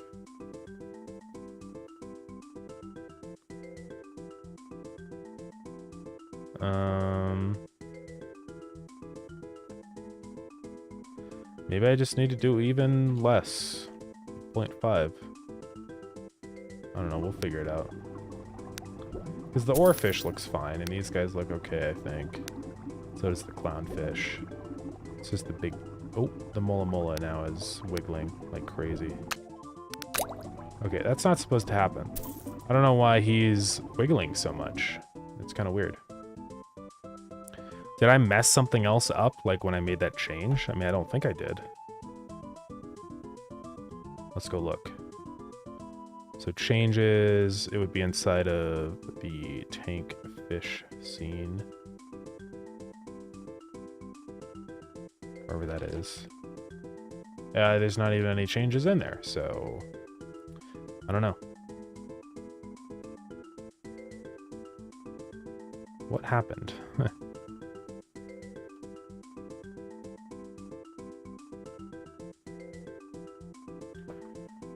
So let's run through this logic here. So Y factor is the maximum, like, that's just how much they wobble. So, and then you multiply that by the animation factor. So if you have that at like 0.1 or something, you barely animate. Let me make sure that's like the right, yeah, it's the right name. Okay, so it's going to create these temporary points, loop through each one. And then Y value is this formula. So this is getting like the time. So sine of the time plus I times 0.5. So that just does the initial like offset of the time. And then you're multiplying that by speed times Y factor. So if you're moving at like, let's say, 1, which is full speed, then it's full Y factor. Okay. And then I'm clamping that between 0.5 times the swimming animation factor. So if your animation factor is like 0.1, then it's clamping that bottom value to a very small amount. And the maximum is clamped to size divided by 8. So maybe that's part of the issue. I don't know what speed is in this context. I thought speed would be a value between 0 and 1. Yeah. I say get peak.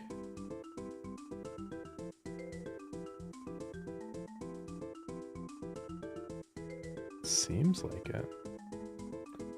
So what does this formula return? I mean, it should work. So I pass in our move progress. And then it's returning this formula. I mean, this should just be returning like, it's basically just creating like a parabola. But let's go ahead and just, you know, set it up in here just to make sure it's working. So minus, or times x minus 0.5 to the power of 2. So this is what it does. So you pass in this number and it just does a parabola from 0. It reaches its maximum at 0.5 and then drops to 0 again. So that should be fine. Maybe the issue is that I am not clamping that value. Like if move progress is slightly below 0 or above, then it could go into negative values and cause a lot of issues. So I'll probably just go ahead and clamp this as well then. So the value between 0 and 1. That could be part of the issue here. I'm not really sure if that is or not, but it'll help at least. Let's see. Oscar, welcome in. How's it going? How have you been doing? Who do you want to win, Argentina or Cabo Verde? I haven't really been keeping up with any of the World Cup stuff, so I have no idea about anything. I've never been very into sports, to be honest. It's just not my, I don't know, not my thing. But I don't know. I don't know. What is Cabo Verde? Is that a place? Okay, it's going on right now. It's in Africa. Let's see that ad. Here you got Messi. That's like the big guy. I don't know. I don't know anything about anything. So, oh, it's also called Cape Verde. Oh.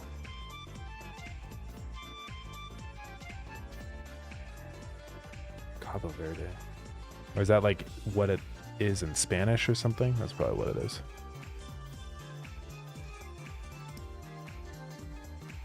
Yeah, I guess we'll see what happens. Yeah, it's hard for me to root for one side because I just don't know. I don't know anything about Argentina or Cape Verde. Or Cabo Verde. I don't know. Cabo? Should I say Cabo instead of... Is that what people mean when they say Cabo? They're like, I'm going to Cabo. Is it Cabo Verde that they're referring to? Is it like a U.S. territory or something? Let's figure this out. The Republic of Cabo Verde. It just says it's a country. So. Semi-presidential. Yeah, it's its own thing. I don't know.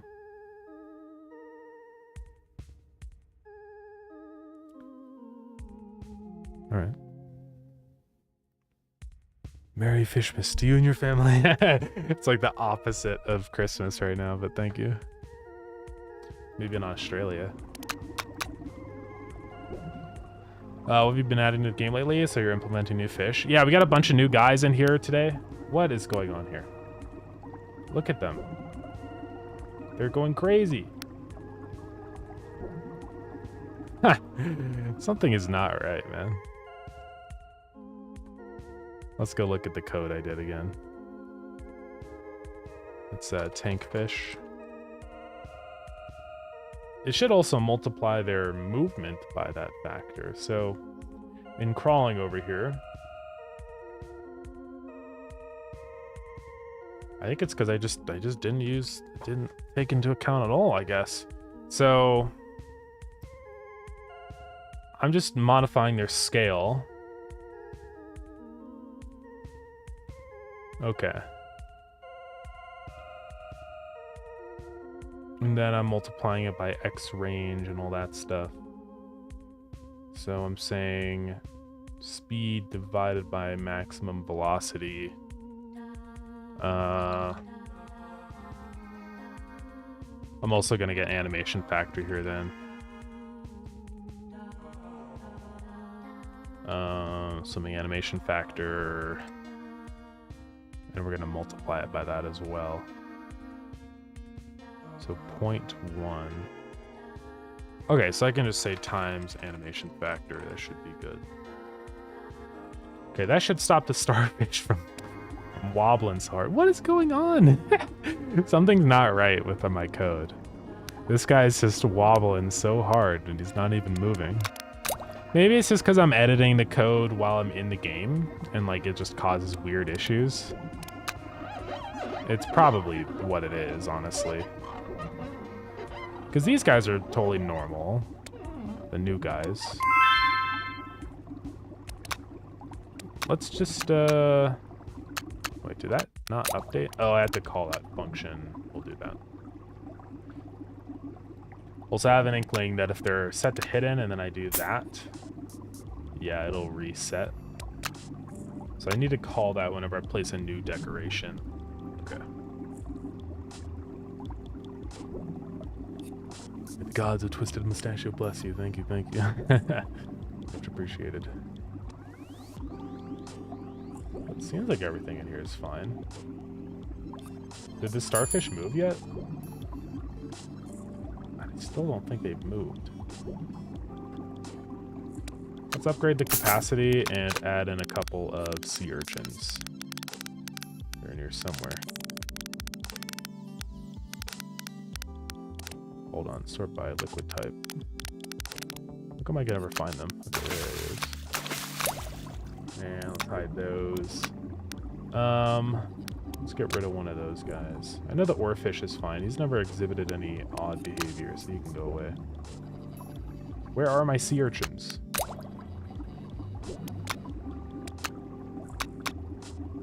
Oh? Oh, what? Why is he invisible? Okay, something's not right there. I think it's because I multiplied it by 0, and so it messed up everything. It probably scaled to infinity or something. There's probably some things we gotta fix here.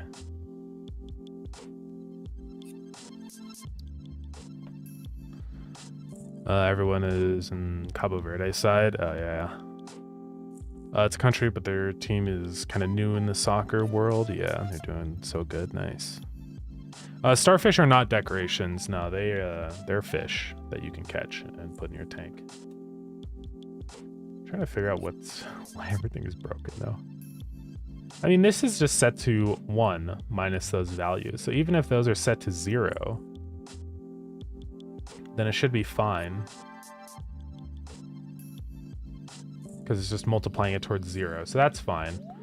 I just don't know why they're invisible, though. The sea urchins. Because they have an animation factor of 0. So I'm assuming it's just some weird thing that's broken there. I guess it could be, but their position is there. Right? It's pretty weird.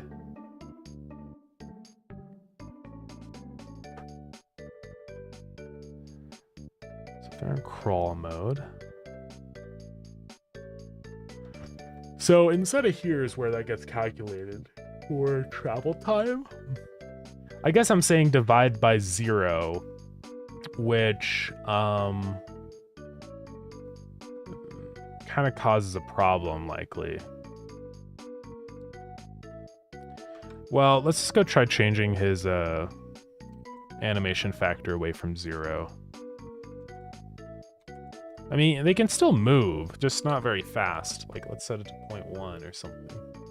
See if that fixes it.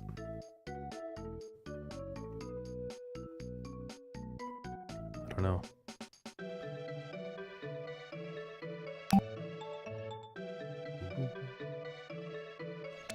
Okay, let's give this another try. Are they visible? Yes, now they can be seen.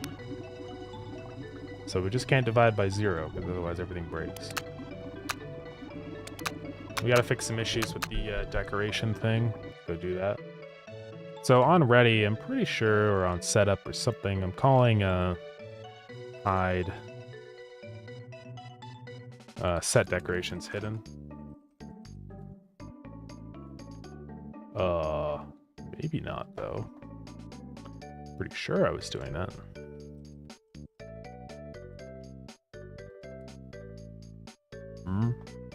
Or maybe I'm just saying decorations hidden. No. Well, how does it not break? Maybe it does break, so if I hide them and go back in... No, but you can see when I close the menu, it goes back to normal. So why does that happen? Something is changing it whenever I close this menu. Let's go to changed. Alright, so if we close the menu... Oh, I do set fish hidden. I don't know why it didn't show up before. Whatever. So let's say set decorations hidden also to false. Boom. Alright. So that should fix that. We still have issues though, like when we're placing down a decoration, I need to make it visible again. So next thing is inside of here, whenever we like regenerate our decoration list, I want to also go ahead and call viewport.ui. Set decorations hidden back to false. That should fix it. So if I hide the decorations and go out, it gets fixed.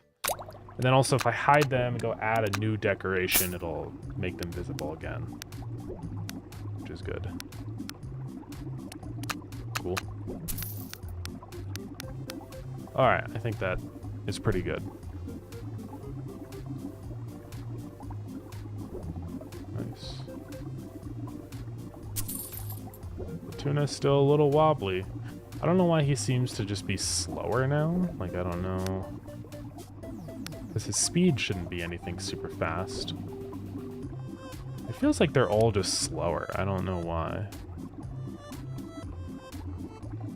And then when I'm at higher speed, it looks pretty normal.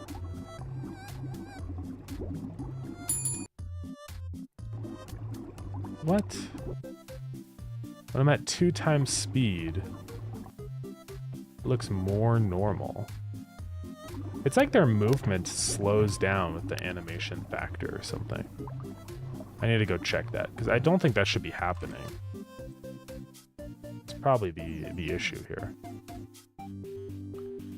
Oh, because it's on Tank Navigator, so it's for everybody.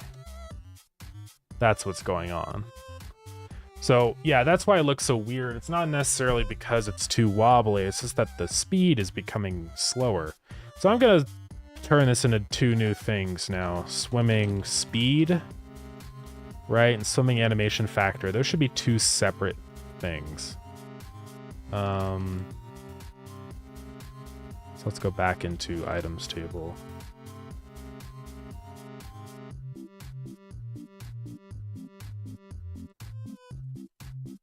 Swimming speed by default is 1.0. All right. And then now we can go to all these guys, the urchin, stuff like that. Set his, we don't need the animation factor. I do want that pretty low because he's not really supposed to do much moving around. But for swimming speed now, I want to set this to like 0.1 also. Same with the starfish. Set it to 0.2 because they can move a little bit. Not very fast, but, you know, more than a urchin. Then I think all his other guys should be okay. Stonefish. We'll figure it out on those. Actually, honestly, the clams don't move.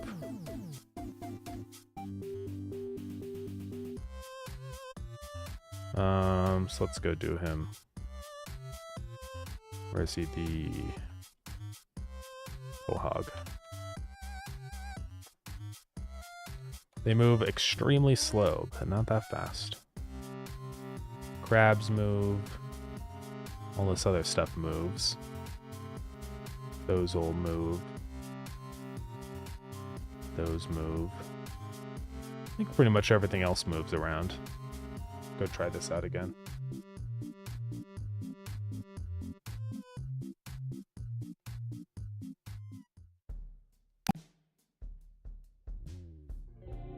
Okay.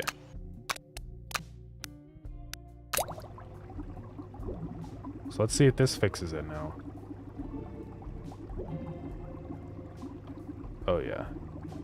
See, now he has like too little. It's just that I was breaking other things. I knew there was something weird here. Let's set him back to 0.6.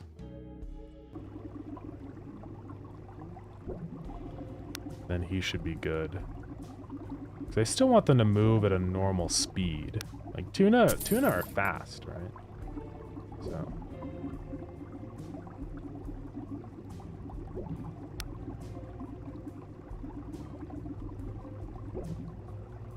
The Mola Mola looks pretty good now. I just want him to do like a little bit of wiggle with his fins. So yeah, I think we're at a much better spot now. And he has a pretty nice smooth wave now.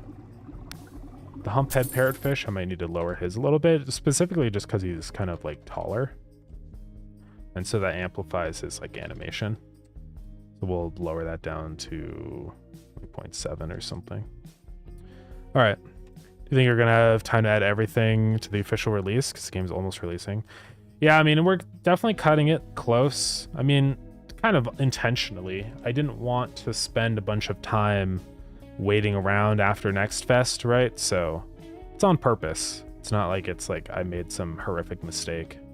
I'm also gonna say down here the swimming speeds and animations of various creatures inside of tanks. Okay.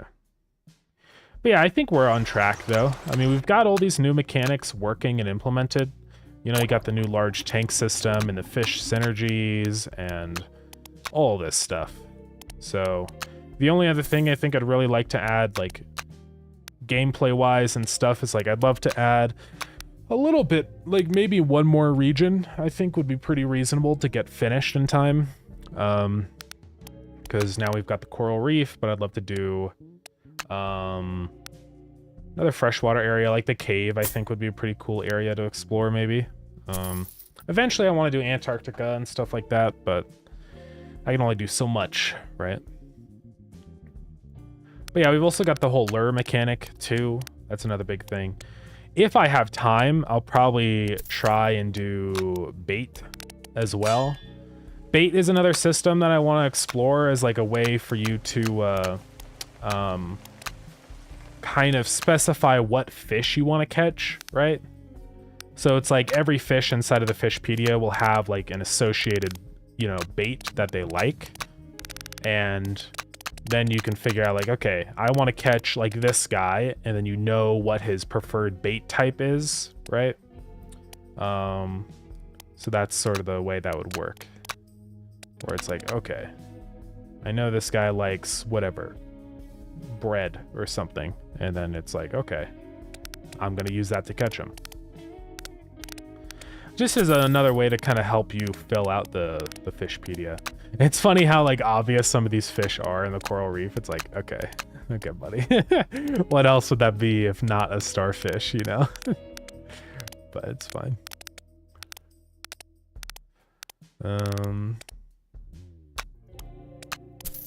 I kind of like that aspect though, where it's like, it's very obvious that what the fish is. It's kind of like, oh yeah, it's a starfish guy. In-store cheese region? I don't know. It'd be pretty crazy. Who knows? Yeah, I definitely want to add more legendary fish. That's luckily like stuff like that is really easy for me to just throw in last second. Because adding in fish, there's not a whole lot of like play testing that needs to be done, right? Like I know that the system works, so adding in new fish will not break anything. I can be pretty confident in doing that at the very last second and being sure I won't accidentally break something, because it just kind of can't break anything. They all use the exact same system, so if something was broken, then everything would be broken. But if at least one fish is working, I know that the next fish will work, right? Because it's the same system, so it's sort of pretty easy for me to throw those things in. Yeah, last second. So I probably will. I'll go through and like find some cool legendary rare fish I wanna add. It's Pikachu, yeah. Yeah, something hard to find for the grinding guys. Yeah, we've got 2 of those guys in the game right now. 2 legendary fish. We got the pupfish, and then also the where is he? The catfish. Or he's in the river, I think. This guy. Not catfish as in a normal catfish, but like a literal catfish. You know what I mean? But yeah, I want to keep adding in more. Ideally, what I'd like to have is like 1 legendary fish per region, right? So we have a legendary fish for the pond, 1 for the lake, 1 for the river. I just like that concept of like, there's like 6 legendary fish that I must find, right? Or probably more by the time I get to adding the cave zone too. So what I'll probably do is move the pupfish away from the pond into the cave, because he is more of like a, I don't know, small body of water type of guy. I don't know how to describe it, but we'll see. I know I'm gonna get so many people being like, the way you're displaying the fish here, as you can see, is not actually pixel perfect inside of your UI. So you should go through and redraw every single fish to make it look good.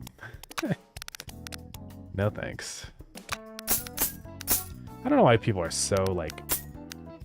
I never see anybody just in the middle when it comes to like pixel art rules. Everyone's either your game has to be perfect pixel art rules and everything has to be 100% like, you know, consistent with a game from the 80s. And then the other side of people are like, they just don't care at all about anything. I don't know. It's just wacky. Look at these little sea urchin guys. They're kind of cute in a way. In a weird, evil manner. Starfish is chilling on the treasure chest. That's crazy. So they should be moving extremely slowly. If we sit here for a while, we'd probably see one of these starfish swim across. Oh, oh, he's moving. He's moving. Look at him go. Look at him go. He's so slow. I don't even know if you guys can see him. Here, I'll put my mouse up as a reference. Look at him go. Look at him go. It's probably about how fast starfish actually move. So. And sea urchins technically can move, although it is very slow. He's picking up some speed now. He's schmoving. Look at him go. But yeah, they're pretty slow. Barrel eye fish is my favorite fish. I can take a look at that. Barrel eye fish. Oh yeah, these guys. Yeah, these guys are cool. Yeah, they're wacky. So I think they live in like deep sea, right? Where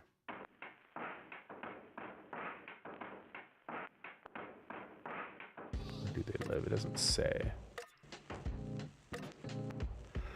But I'm pretty sure they're in the deep ocean. Yeah, they're weird.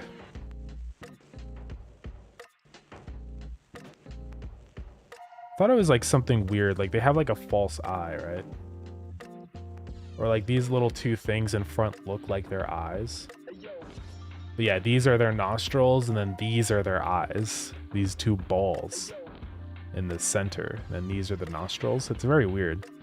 It's funny though, because it just looks like that's his eyes. Like those are the eyes, you know?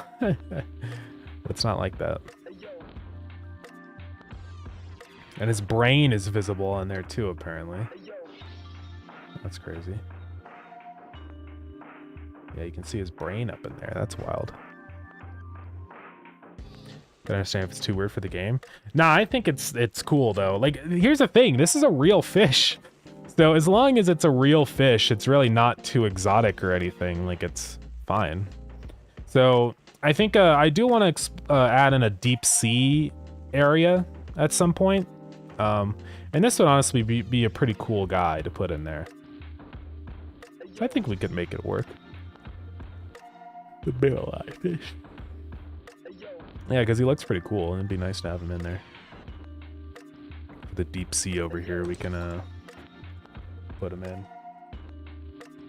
Barrel eye fish. Also, we got like the what are the other common deep sea fish? What are these guys called again? I don't know. I can't remember. Oh, duh, an anglerfish. Yeah. Yeah, there's a whole bunch of these guys I'd love to add. The telescope fish. This guy's kind of scary. Oh, we also have to add in the blobfish.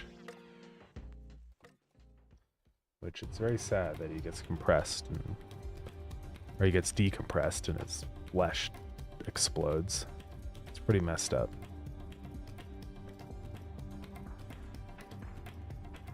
See, they're supposed to be like, they don't normally look decompressed like that. Like a normal blobfish looks like this. He doesn't even have the funny nose or anything. He's just normal. But then when you bring him up from tens of thousands of feet deep in the ocean where the pressure is 1,000 times more, then all of his skin explodes. And that's why he looks like this. It's not cute. It's like a horrific scene. It's like, oh my God. It's like you put a human into outer space and it's like, this is a human being. And they puffed up and their eyes are exploded and bleeding. It's not, it's messed up, dude. Anyways. Hope to never run into one. Yeah. It's pretty easy to avoid the deep sea. Just like, don't go down in a submarine. You'll be okay. It's pretty hard to even get down there because just the buoyancy of your body will like push you up. You'd have to purposely go into a submarine and go down.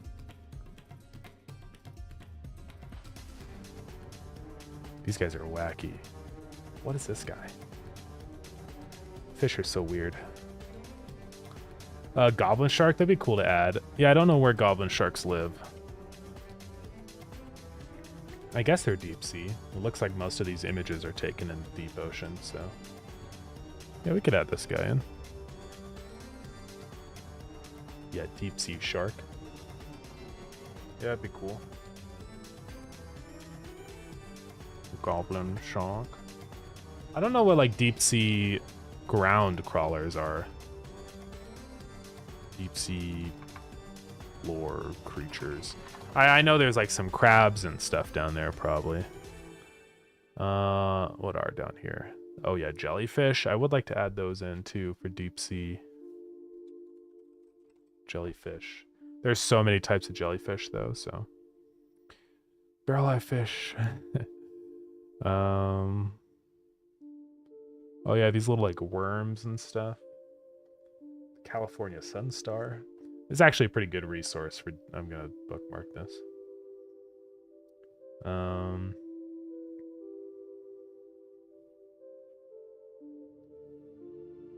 octopus. The sea pig. Snailfish. The spiny star. The warty deep sea octopus. Man, imagine living down there. It'd be kind of scary. But I guess it wouldn't be that scary. Oh, is the oarfish in here? It just showed an image of an oarfish. Ghost shark. This thing looks crazy. They got a video of him. What? Look at him. That's crazy. Does he have two mouths? What's going on there?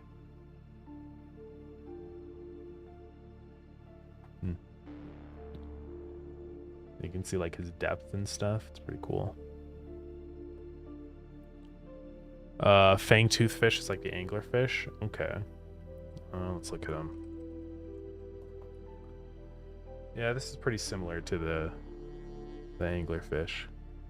Yeah, usually I want to add in as much variety as I can, so I try and avoid adding in fish that are just almost the same exact fish, you know? Because literally they're almost the same thing, just missing the light above their head, so.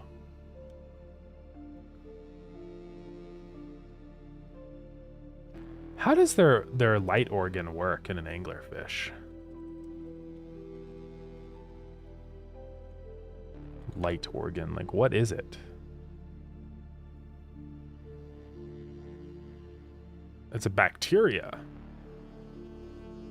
Okay. A bioluminescent. Males are so weird. They're like little parasites. They literally attach their circulatory systems to the female. That's so wacky. And they just become like a little parasite thing. That's just a stupid image. It's hard to find real images. So they just got a little sack of bioluminescent bacteria in there, I guess. Which is pretty crazy. What a weird fish. deep sea, it's going to be easier to find pot fish and creatures because a lot of the animals there use nutrients and resources of the ground. Yeah. There's probably all sorts of guys down there. I know, like, definitely some crabs, like the spider crab, I'm pretty sure is a deep sea crab. Yeah, they're typically found in really deep waters, I think. How deep do spider crabs live?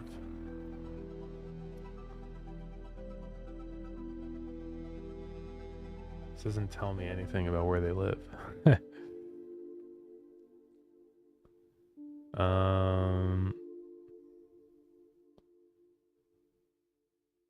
Yeah, they go to shallower waters only during migration time. But I thought they could go pretty deep. Yeah, as deep as 600 meters, so I think that's enough to classify as deep ocean. So we'll probably add him in. Yeah, we'll keep fleshing all that stuff out for sure. Oh man. Let's add a pufferfish really quick. He should be an easy guy to draw. Oops, wrong button. Wipe all this gunk away.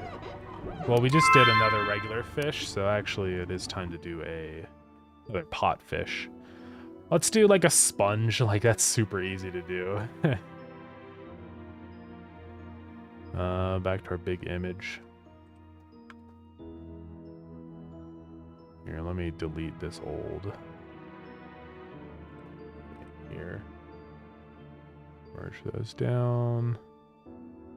Actually, I left in some white bits here. I can't see them. Can't seem to delete them. What is going on here? Oh, there we go. Oh, it is just super specific colors. Hold on. There we go. All right. Sponge. There's a lot of different types of sponges. Sea sponge.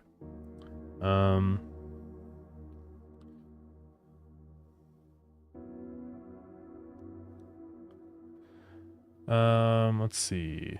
Deep sea and coral reef, how endgame are they? I'd say they're gonna be relatively endgame. I mean, I'll probably keep adding in more regions and stuff over time, but like the coral reef and I think the deep ocean is probably going to be one of the final zones you travel to, right? Because this is such a insane location to travel to, like going to the bottom of the ocean, like that would be so much work to get down there. Like it's definitely going to be an expensive, complicated, you know, like travel process. So it makes sense. I think we'll probably just do there's one called the boring sponge, which is funny. The yellow ball sponge I know is a pretty popular one. The boring sponge. I don't know why sponge is a funny word to me now. I think it's just because I think of sponge and it's SpongeBob, you know? Sea star. The boring sponge.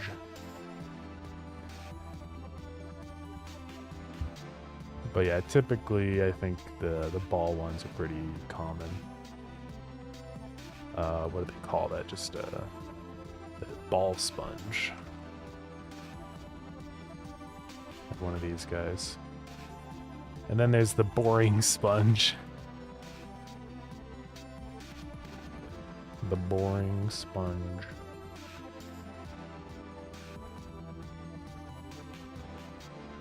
Bores round holes in limestone or the shells of mollusks. Okay. Or are they like... Oh, that's why they're called a boring sponge. Not because they're boring. Because they bore holes into shells and stuff. That makes a lot more sense. So this isn't actually the sponge. It's a weird version of a sponge because they They bore holes, so I can't really like draw him because it would be attached to another organism.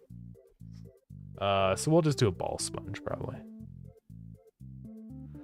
Filter organism. What even is the anatomy of a sponge, like really? Because they're so basic. Do they even have like anything happening? Do they have nerves?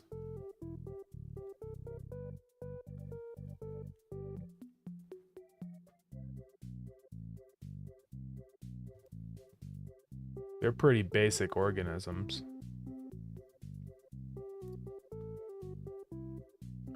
I mean, they're probably one of the most basic animals on Earth, right?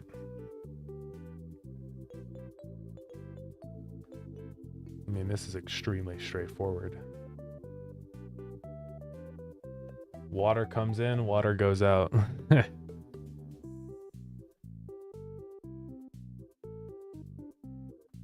Yeah. Most simple animal.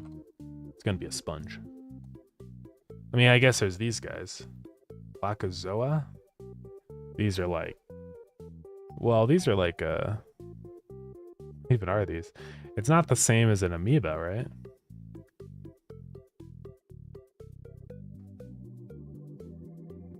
Huh.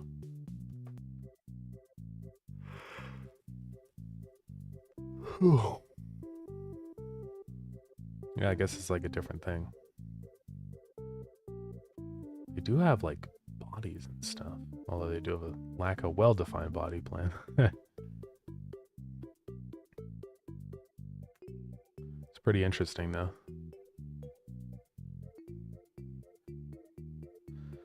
I guess even when you think about something as simple as a sponge, it's still insanely complicated compared to like an amoeba or other microorganisms, you know?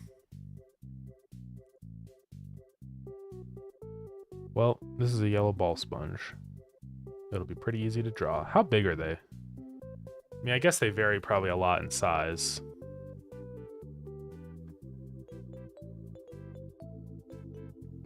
"10 centimeters. That's pretty small. I want specifically the yellow ball sponge.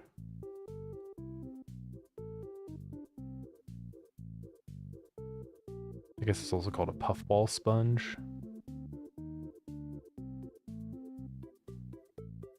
Okay.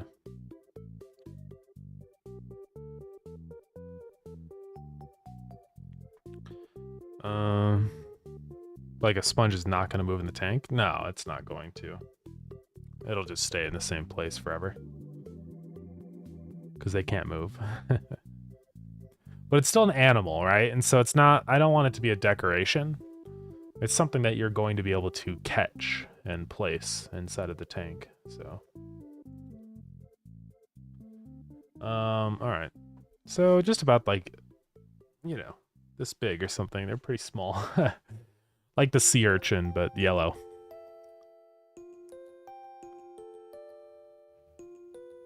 So let's do like 14 by 14 or something.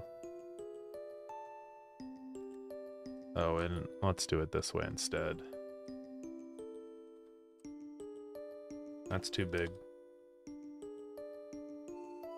Probably like that. Just like a little ball. Maybe even a little smaller like that. All right.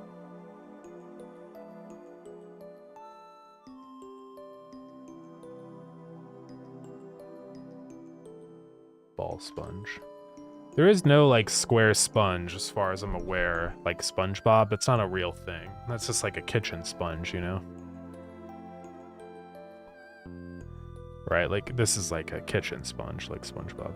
But yeah, I don't think that's like a normal, natural shape of an organism.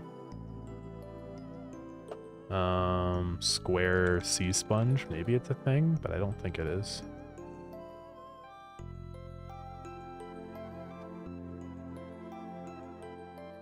Yellow tube sponge.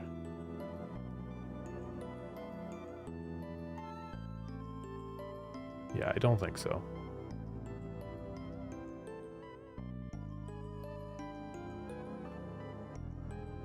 SpongeBob. Ever wondered what SpongeBob looked like in real life?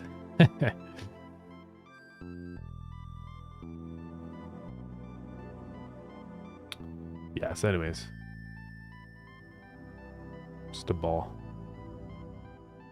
It'll look like this. Kind of like a sponge, believe it or not. It is crazy that before SpongeBob, sponges were just nothing. Nobody cared. And now it's like an iconic thing. Everybody knows what a sponge is. You know? I mean, I guess there's like kitchen sponges, but...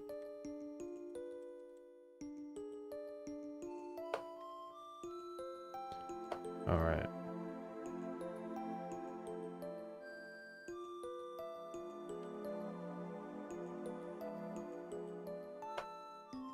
There we go. That's basically it.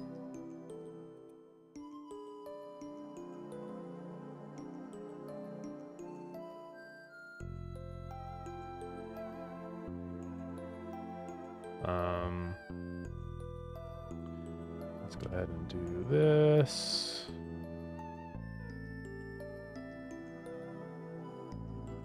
Maybe I'll do a couple of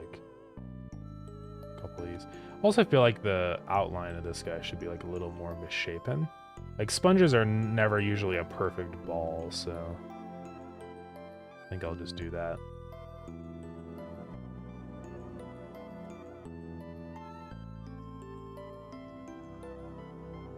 Sponge.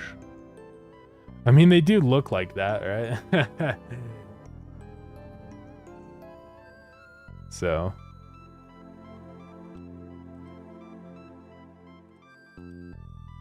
Oops. It'll be fine. I could make him brighter, but I worry that might be too bright. I don't know. Let's try it. Just see what it looks like. Like that instead. I feel like that's quite bright though. I think this makes more sense. Alright, sponge. Sponges do kind of look like cookies if you think about it. Yeah, ask, what's my favorite fish? It's really hard to say because if there's one thing I've learned about working on Learn-In is that there's so many fish. There's an enormous number of fish in the world. So it's kind of a difficult question because there's so many cool different like types of fish that do weird, interesting things. Man, yeah, if I had to say,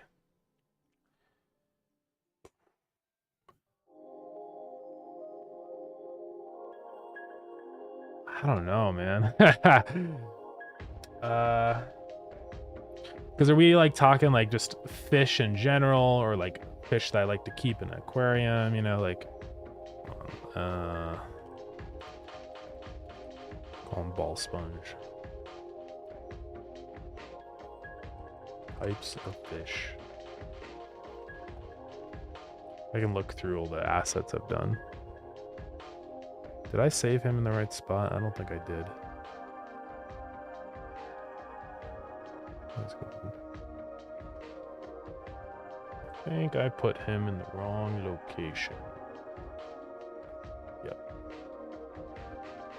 Let's put him into his proper location. Fish. Yeah, just in general. Manta rays, I don't know if they're a fish or not. They're pretty cool though. I've always really liked some of the cool, like, larger creatures. Yeah, manta rays are very neat. They're awesome. I always have really liked whale sharks. This is one of my top fish. I think they do count as a fish. Yeah.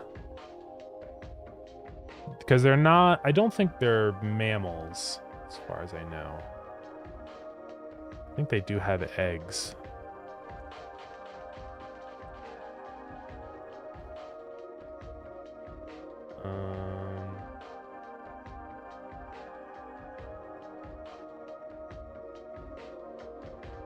I'm pretty sure they lay eggs. Yeah, it is a fish, not a mammal. So, Counts as a fish. Yeah, they just eat a bunch of krill and stuff. They're pretty cool guys. They're just massive herbivores. Yeah, they're just like friendly little guys. And since they're so big, I don't think they really have very many natural predators or anything. So I think they just chill. I'm sure, like, I guess sharks, other sharks would attack them. I don't know what would feed on whale sharks. Whale shark predators? Maybe orcas? Yeah. Orcas, I guess hunt whale sharks, but I think the cross between the area whale sharks live in and orcas is very small. So I don't think it happens very often. Because whale sharks are like a tropical species. They live in tropical waters, whereas orca, I'm pretty sure they live in more colder oceans. Yeah. It's like inverse, basically. Like orcas live in the Arctic and whale sharks in the tropics, and so their habitat overlap is very minimal. I don't think there would be many cases where orcas are going to be eating whale sharks. So there's probably better things for orcas to eat. Yeah, orcas are cool.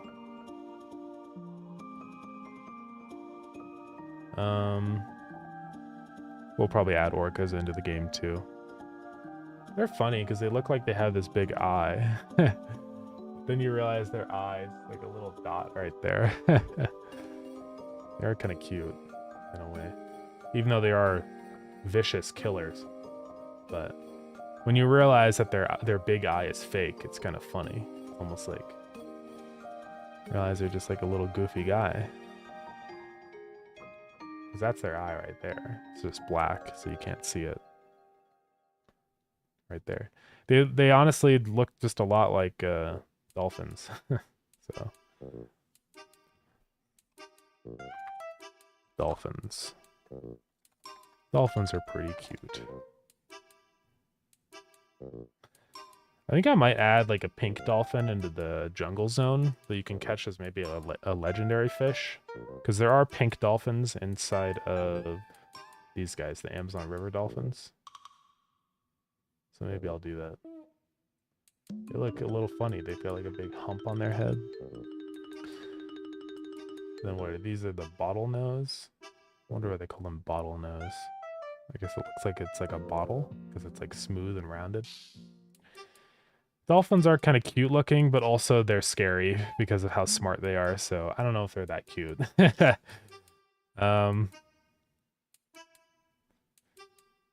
The idea of a dolphin is cute, but in reality, they're kind of scary. And they're like too smart for their own good. So, well, that's a weird dolphin.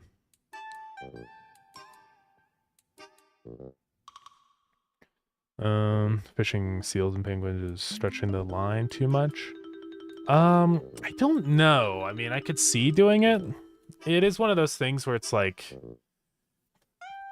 where do we draw the line of what is a fish and what isn't, I guess, or like what is a sea creature? I mean, obviously these guys live in, like, they are in the sea for a long period of time, but they are like, they breathe air and they live primarily on land, right? So I don't know, it's hard to say like where we draw that line. Because then like it gets complicated because there's a lot of other creatures that partially live in the water do add stuff like beavers or like other semi-aquatic animals, you know? I don't know. Because there's a lot of them. You know, you got a lot of reptiles and stuff. I mean, we have crabs in the game, but primarily just the crabs that are water dwellers. Because, like, do you add polar bears into the game? Because, like, obviously they're a terrestrial animal, but they do a lot of swimming. Right. They hunt in the water. A platypus, yeah. Capybaras too.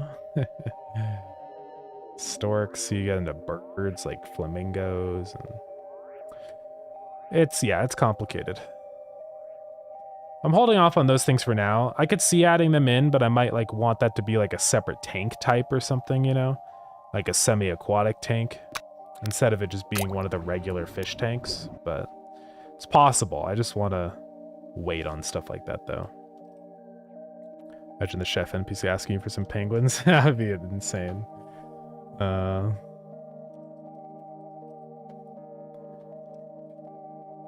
ball sponge. Reef, pot. And then these, I want like the urchin to be very low.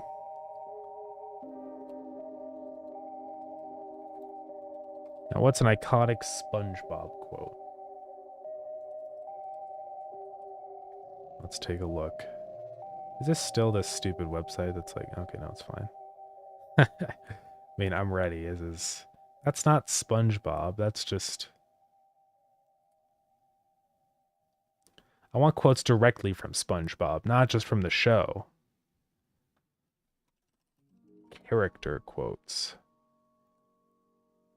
I guess they have quotes on IMDb.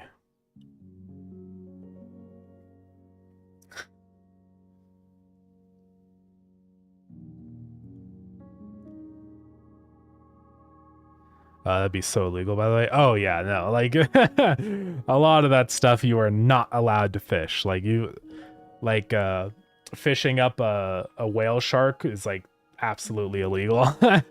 But for a video game, I brush those things to the side. It doesn't really matter. So... maybe eventually we have, like, a mechanic where if you catch illegal fish, you have to, like... pay a fine or something, but yeah, probably not. These are all not from SpongeBob.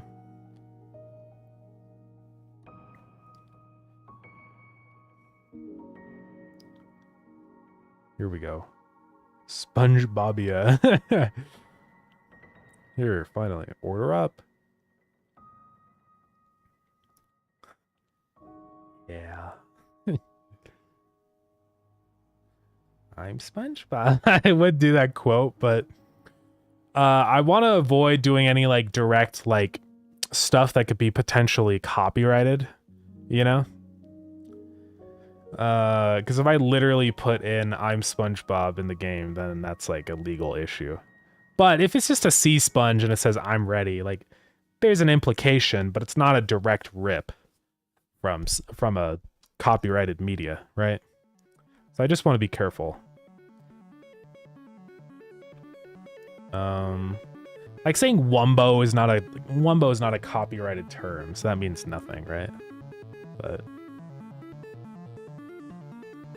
what kind of crab is Mr. Krabs?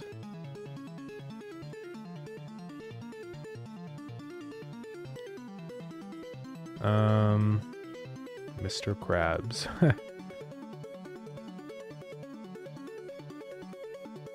I know he's a crab, but what kind of crab?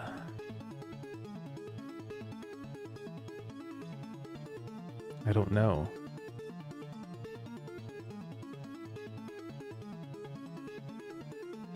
I mean, he almost looks a little bit like a ghost crab because he has those two like eyes that stick up, right? He kind of looks like this.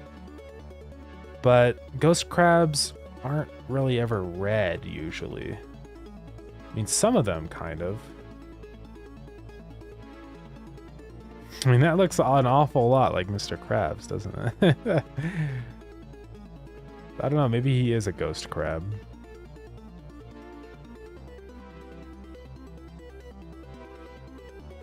Who knows? That looks a lot like Mr. Krabs. Hold on. He's got like all the same features. He's got the eyes and the little thing at the top. Right? Big claws. Obviously he's anthropomorphized. but it's kind of the same vibe. I don't know, I'll figure that out another time. I'll just do SpongeBob quote here. Finally, the SpongeBob.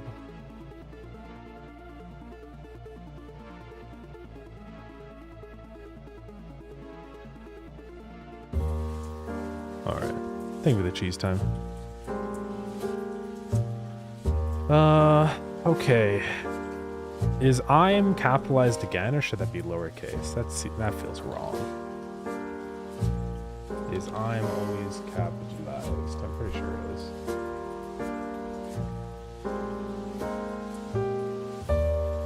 Yeah. Because it's a contraction for I am, and I is always capitalized, so yeah. Alright, so we got SpongeBob. Next up, let's do one of these guys. Let's do a pufferfish, because it'll be a pretty easy guy to draw, I think.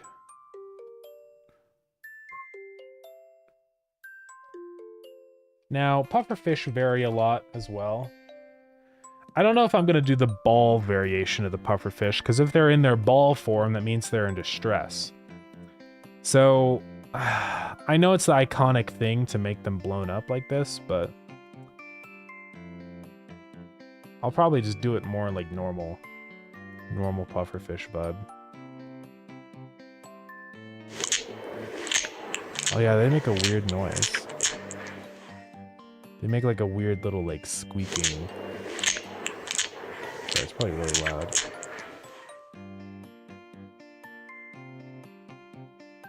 Look at this guy, his eyes. Crazy. Funny how like, it looks like he's smiling. I know he's not smiling, but it's weird how humans apply human emotion to other creatures.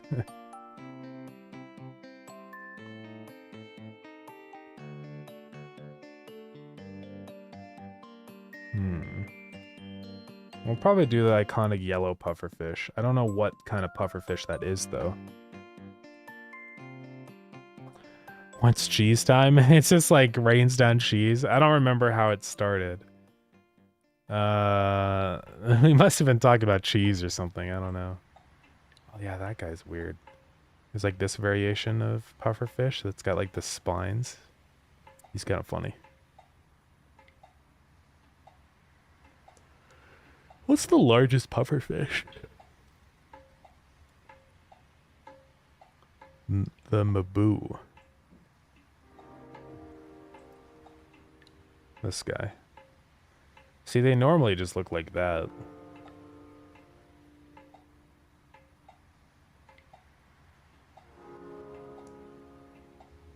This guy's bony, cannot inflate. Right? Not all these guys can even inflate. Like, what is this kind of pufferfish? Like the spiky guy.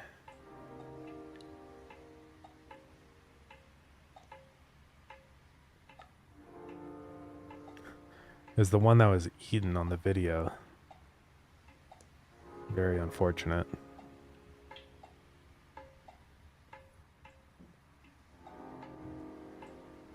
They were just feeding him a carrot and then he got killed.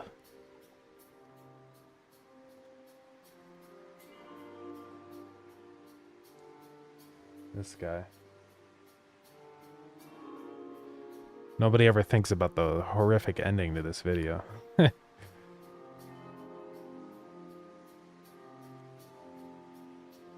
don't know why he's eating the carrot. It is kind of funny hearing him make the noise, though. You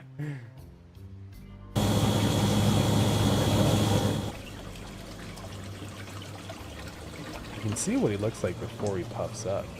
See, pufferfish are not just a ball. Like, he's just a smooth guy, and then he starts sucking in air to start puffing. Right there. Why does he make his funny little noise? He's making a couple noises.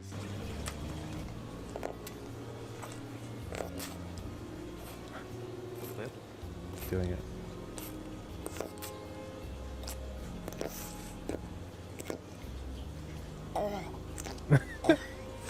It doesn't sound real. It sounds fake. Like...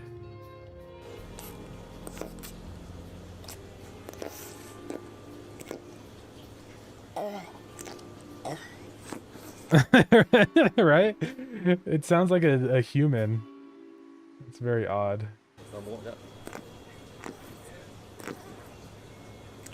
I don't know why they're feeding him a carrot.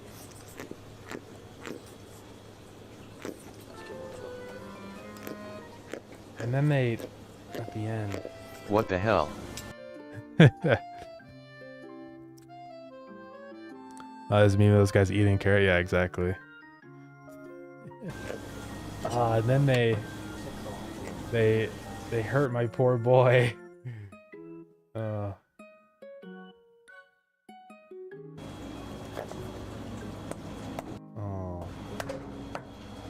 Yeah, they hit the back of his head. So sad. Anyways.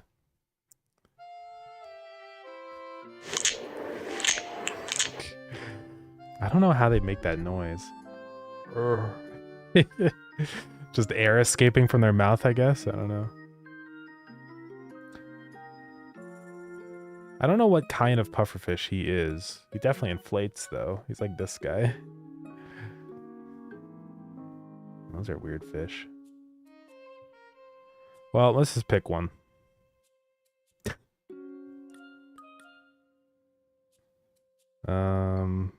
It's just so weird. Spiky pufferfish. I want it to be spiky, like this guy. I just don't know what this one is called, because there's so many different variants.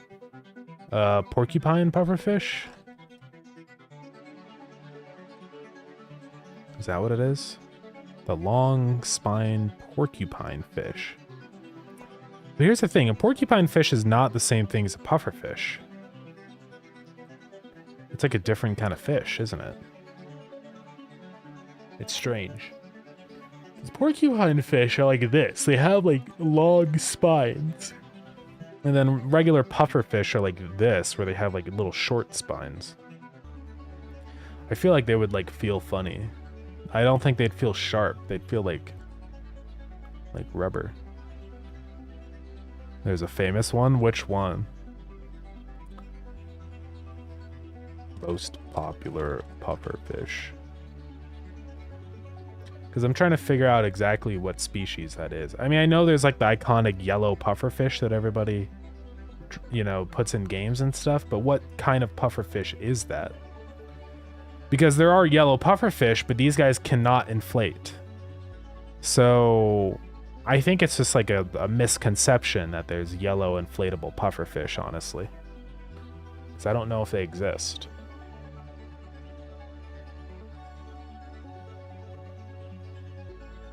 I think this is this guy, the porcupine fish, is the one that inflates.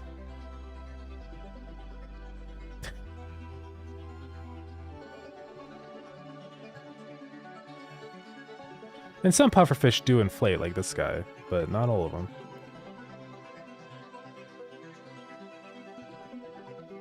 Apparently there's one called like the northern pufferfish. And this guy's kind of iconic. This might be the one in the video.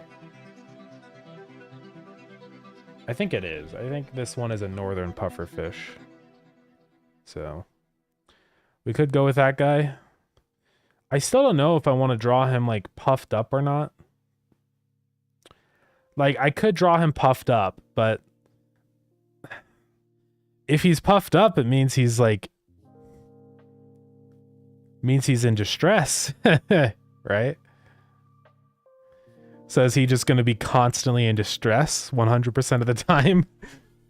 You know? But if I don't puff him up, I feel like people are going to be like, you know, well, that, you know, they're supposed to be puffed up. This isn't a puffer fish, you know? So I don't know. Weird naming. Yeah, it's all wacky.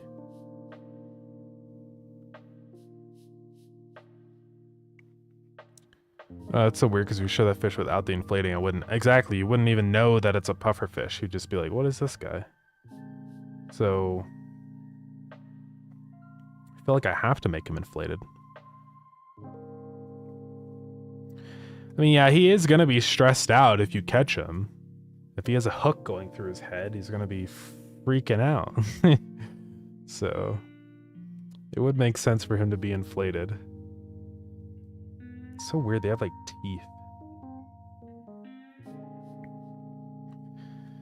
I have thought about doing that, but it's a lot of extra work to have to set up a whole system for one fish, you know, to like swap out their, like do like a custom animation, all that. Ugh.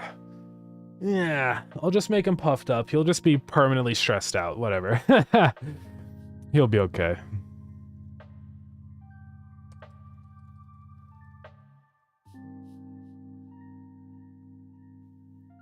Ball.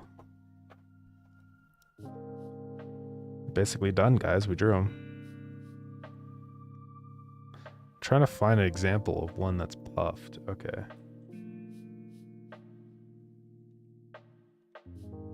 You know, when they puff up, they don't like turn to a 100% ball, you know?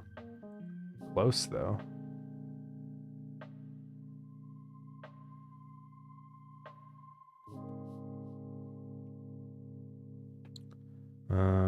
Let's see, I need more references. There's a good one.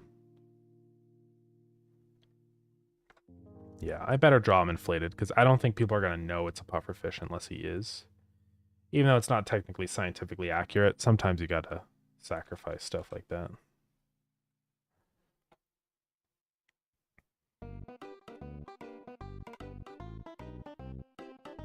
Okay, so his eyes are going to be like right there. I think he should have a tiny eye like that. And they're usually white on their belly.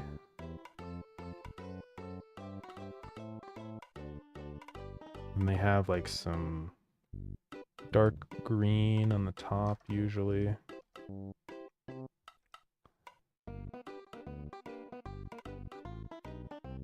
they have like some stripes and stuff. Trying to figure out what they got here. They have like one little dot here for some reason. And then some stripes.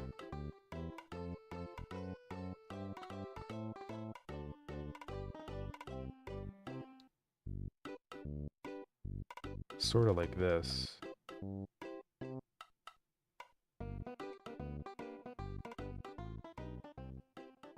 Okay. Well, I'll say welcome in. We're just drawing a bunch of fish today. Nothing super crazy going on. So.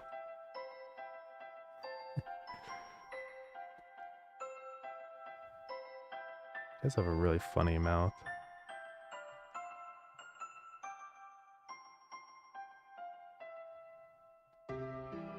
Trying to get a good look at these guys.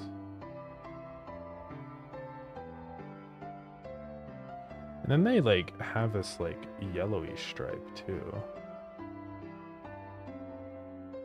Like that.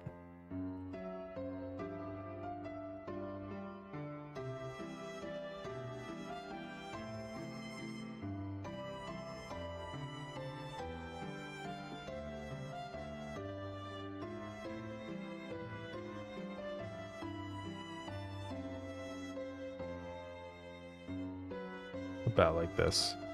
They have like a little like thing above their eye like that. I don't want it to look like it's a part of the eye though. So their tails is sort of like that. Did I make them too big? I think it'll be okay. How big is a northern pufferfish? They're not super big. Now, the only thing with the northern pufferfish is they're not really found in coral reefs. So, I might actually have to put him in a different place. But which ones are found in coral reefs? I mean, I know that these spiky guys are, so I might have to draw one of these guys instead. They're called the, well, they're the porcupine fish. Yeah, it's fine. We'll just call them the porcupine fish. I don't think this one is real, is it? No. It's AI.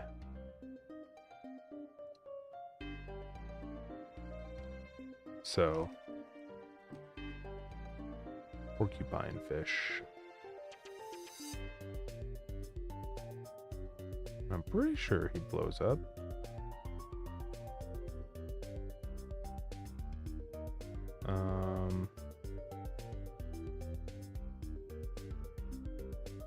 Is it porcupine pufferfish? It's hard to find these guys and figure out what they are. I mean, I'm pretty sure that this is him. A porcupine pufferfish. And they look like that when they blow up. So yeah, I think this will work. So I'll reserve this guy for later as the northern pufferfish, but I want to do the coral reef guy right now. So let's see. Sounds good. Keep the good work. Thank you. Leave now. It's just checking in. Sounds good. Have a good rest of your day. Oh. Let's paste the 1.0 version. It's gonna be so much bigger than I expected. It's gonna have a whole bunch of new stuff for sure. So I'm hoping it'll be plenty of content for people to play around with.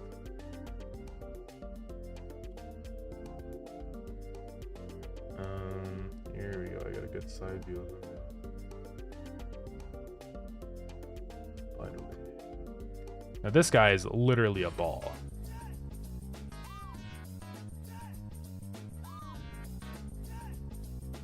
Like, he's a ball and his tail's in the middle of the ball.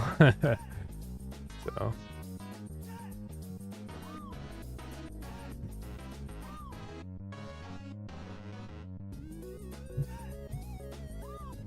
He does have some fins and stuff. We'll figure all that out.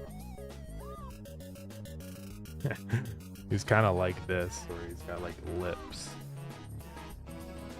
Now I'll move this up. Like that, honestly. I'm not even joking. He's usually freaked out.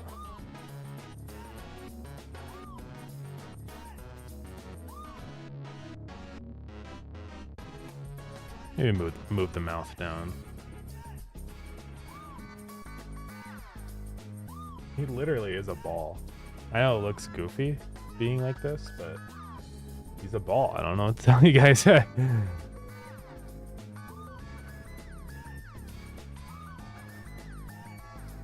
Dandy McGee, welcome in.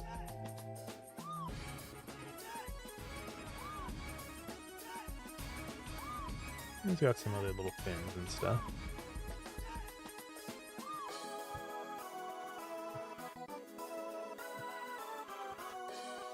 Alright. He's very similar to the northern one, honestly. He's got like white on the bottom. Sort of like this. We'll try and do our best to make him look like a ball. And his fins are sort of almost a translucent kind of like brownish color.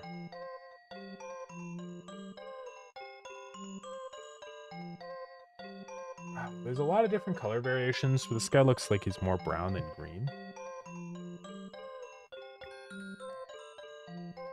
This is what's so hard sometimes about figuring out what color fish are, because one guy is green and then another guy of the same species is more brown.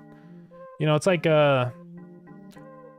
dogs, you know? There's like one dog that just genetically, it's the same species of dog, but one is yellow and one is black, you know? They're just completely different colors.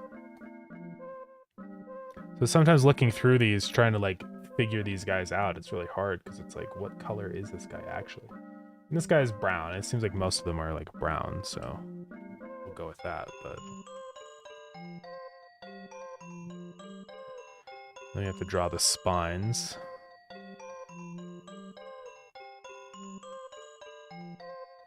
Might actually be a little bit tricky.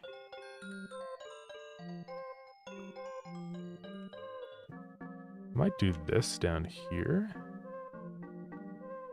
And draw the spines. And do like this sort of thing.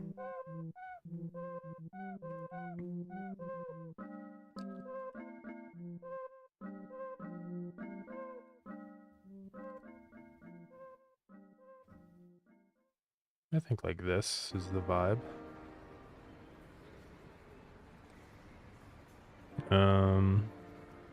Or instead of the gray, I can do like this color here. Hold on, I don't want to mess up everything though. Alright.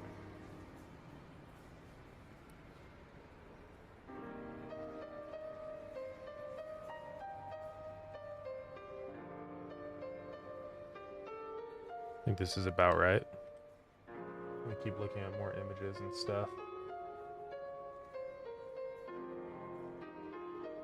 His mouth is usually pretty open. He's like screaming. Like this. Honestly, it's sort of how it looks.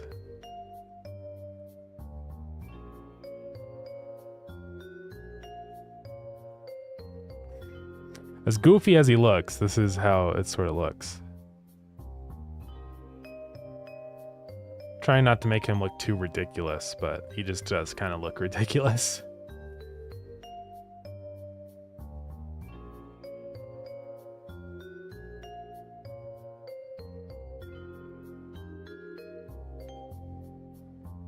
So it'll be fine.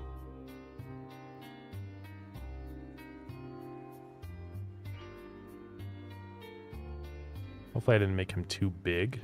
It's always hard to tell. But he's blown up, so like it's just air. I think it kind of makes sense. He's still gonna have a weight of 1. So they call this the porcupine fish. It's called a lot of things though. Balloon fish, freckled porcupine fish, porcupine puffer, and porcupine pufferfish. So, a lot of things.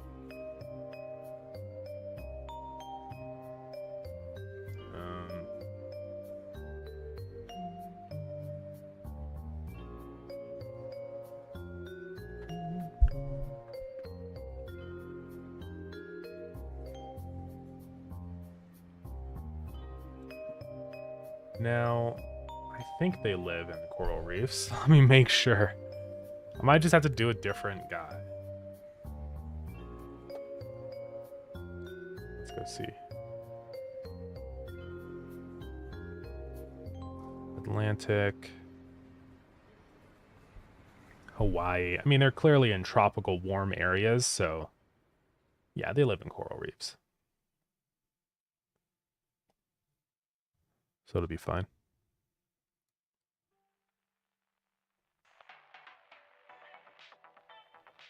Okay. I guess he's done.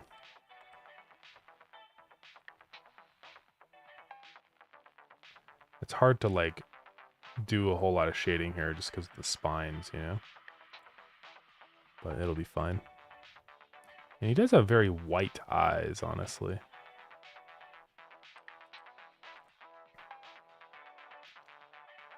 He's just like mouth wide open screaming, basically.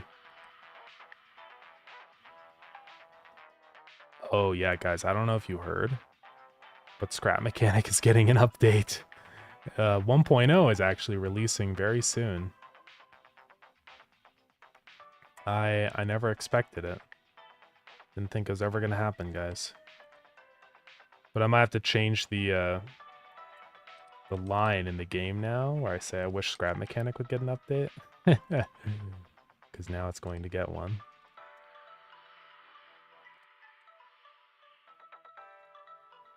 I'll just leave it though. Or Scrap Mechanic would get another update. I wonder what they're gonna be doing, like if they're gonna work on the game more after 1.0. I don't really know.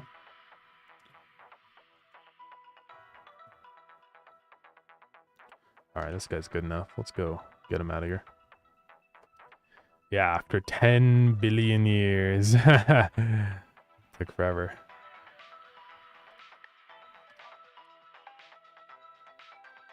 You have another game. What's that about? The other game I have out right now is Starground. It's an automation game where you can travel to dungeons and fight enemies too. It's multiplayer. Let's see, call this the Porcupine Pufferfish. Porcupine Pufferfish. We'll call him that. Save it. Okay. And now in here, a parrotfish.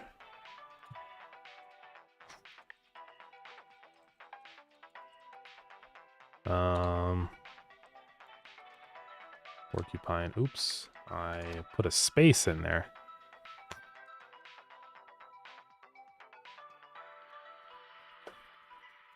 I'm supposed to have an underscore. All right. Gonna be a lot of new keys to translate.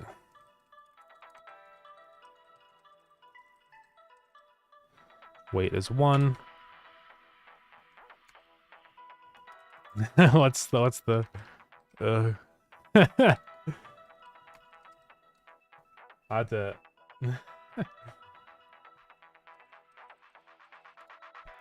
people have written out what he says in text before. I don't know how you would describe what he says. You know. Oog.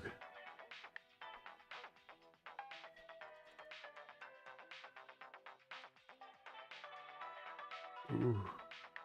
Oh. That's gonna be a weird reference. People understand probably. Alright. Coral Reef Zone. That's another guy off our list. Let's do a sea cucumber really quick. He's easy.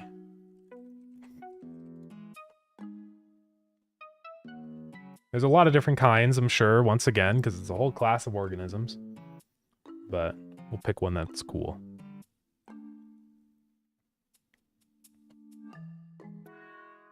Sea cucumber. What's the most common sea cucumber?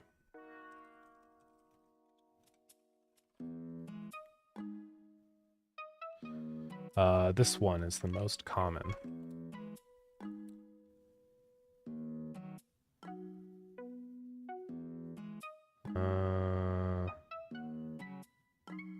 What's going on? It's like clicking on something.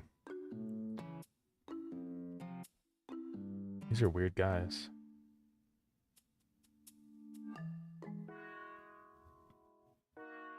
What is this, like a normal sea cucumber?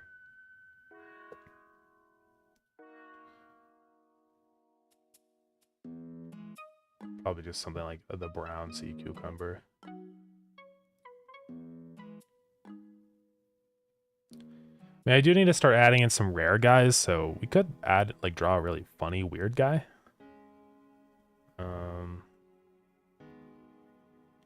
Because there are some weird ones like this. The orange-footed sea cucumber. The yellow sea cucumber seems kind of crazy. This guy, he's pretty vibrant.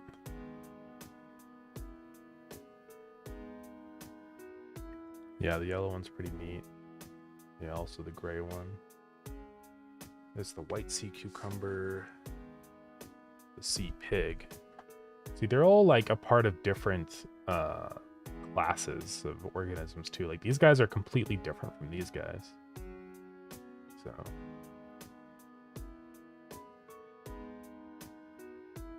And what is this thing?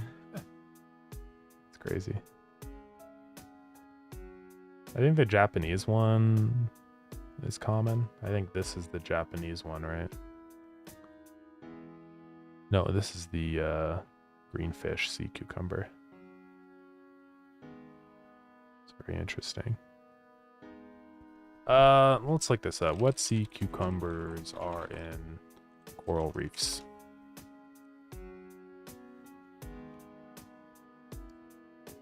Because there's so many. There's like probably some that live there and then others don't. So I need to figure out which ones live there. I imagine it's going to be mostly in coral reefs though, for all of them. Like, what is this one? This one is insane. It's red and spiky.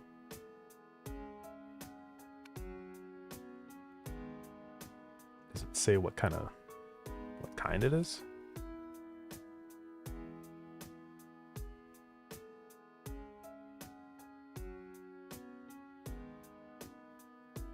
I don't know if it will. Nope. Well, the yellow one is cool. Though I'm seeing a lot of like dark images. Like, is it found in deep sea environments? Let's see. It is in the Indo-Pacific region.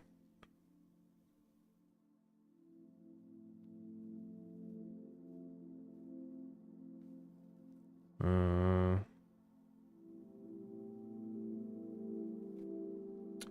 don't know.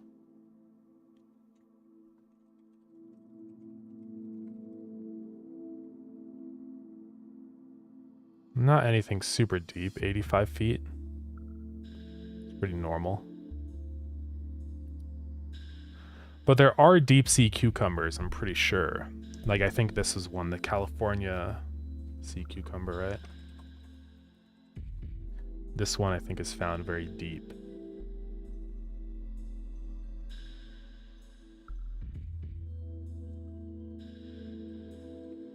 He's pretty cool. I think that might be that red one that we were seeing.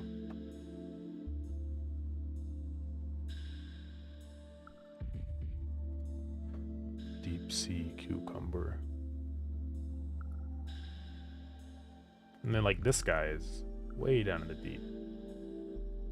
Isn't this called like the pig cucumber or something? What is this? Oh, what is that one called? They never say. It is really hard to find information sometimes on stuff like that's the same website.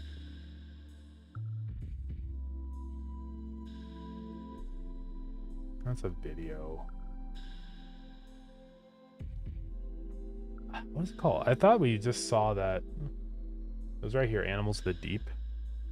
It showed it in here. Armored sea cucumber. It was here, I swear.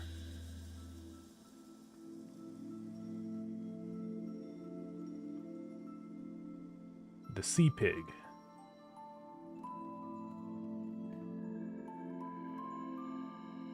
Yeah. These guys. Very deep sea. They're kind of pink and translucent. It's pretty cool.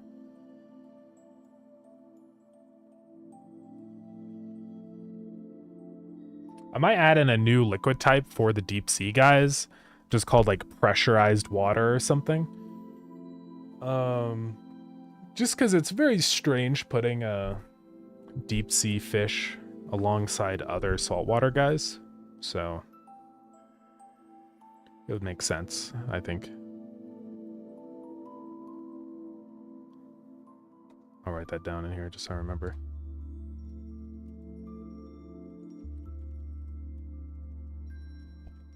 Okay.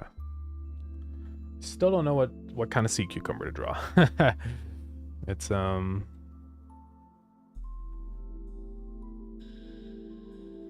yeah, I mean the yellow one is cool. I just don't know if they're in coral reefs or not. But I imagine they would be. I mean, they wouldn't just be out in the middle of nowhere, right?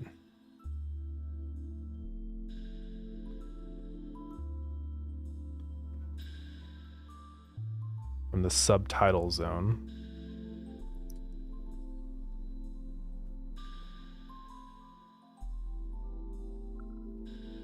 I mean, they probably live in all sorts of different areas, but continental shelf, they're probably in coral reefs. Oh, habitat, coral reefs. Okay, yeah, let's draw this guy. The yellow sea cucumber. I have no idea how big he is. Does it say? 2 inches. Okay, he's very small. He's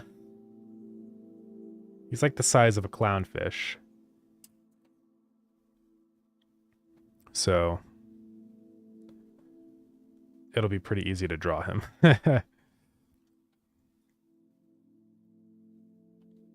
Let's go do it.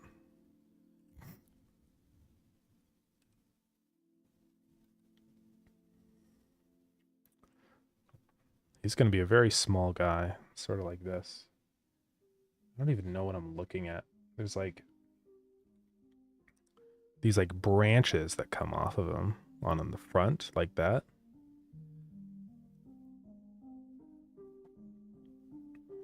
And just like spines all over and stuff. It's a very weird organism.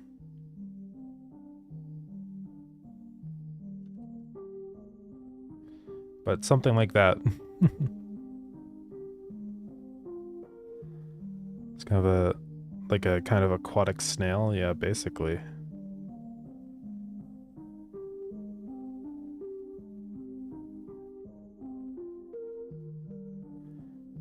Pretty crazy little guy. Oops. Hold up. Let's do it there.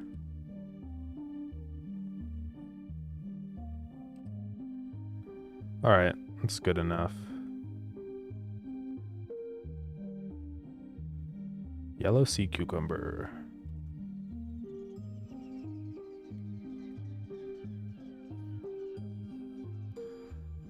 Yeah, it is really easy to draw, like, add in these tiny guys into the game. Because it takes like 2 seconds to draw their sprite. I will do, though, a little bit of anti-aliasing in here I think would help. Don't really need to anti-alias those, just that 1 pixel. Okay. Call him yellow sea cucumber. Alrighty. And he's a ground crawler, so it's gonna be down in here.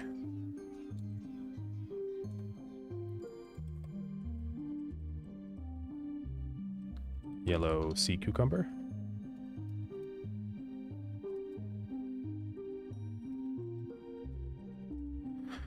Isn't a lot of work hand drawing all the art of the game? It absolutely is, for sure. I mean, it is no easy task, but I think it's worth it, though, in my opinion. What? I can't find uncommon. Oh, rare is the... Whoops. Yeah. Load of work, but I think, one of the things, too, about it, I mean, there's a lot of reasons to do your own assets. We talked about this a couple streams ago, I think, but, I own all the IP to everything in the game, right? So if I really wanted to, I could reuse these assets in other projects whenever I feel like it, which is one of the big, massive pros of drawing all your own art, for sure. And it's just good practice, and also it's cheaper drawing my own art, you know? Like, I don't think I'd be able to get the quality to where I want it if I was trying to do this with assets and stuff, you know? I didn't do the music. My brother did the music, but yeah, I mean, I could like tackle music if I really wanted to. If I had a couple more months of development time, then I could probably throw that in too, but it just worked out that my brother was down to help with stuff, so, you know, that's fine. It's better that way. I don't have to do literally everything. A lot of people suck at making art. I mean, yeah, art is hard. It's just like with anything, it's just a matter of practice, you know, and dedication toward learning. So I used to really suck at drawing a long time ago with pixel art and stuff. It looked terrible. But just over the years, you do it more and more and more. You learn more things and also learn what you don't like, I think is an important thing. Just get a lot better at drawing, so... Let's clean this nasty, gross tank. No, I'm gonna clean this one and just fill this one up.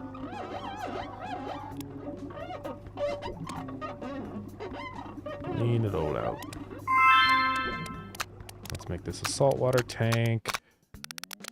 And we should have all these new guys now. The sponge.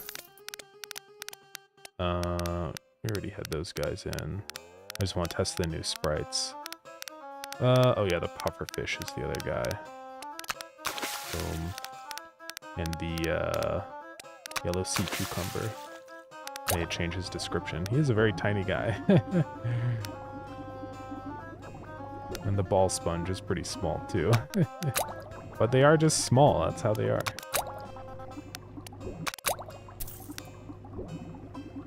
I might make one change to the tank fish, which is that instead of them scaling up to 1, I actually scale them past 1 when they're on the floor like that.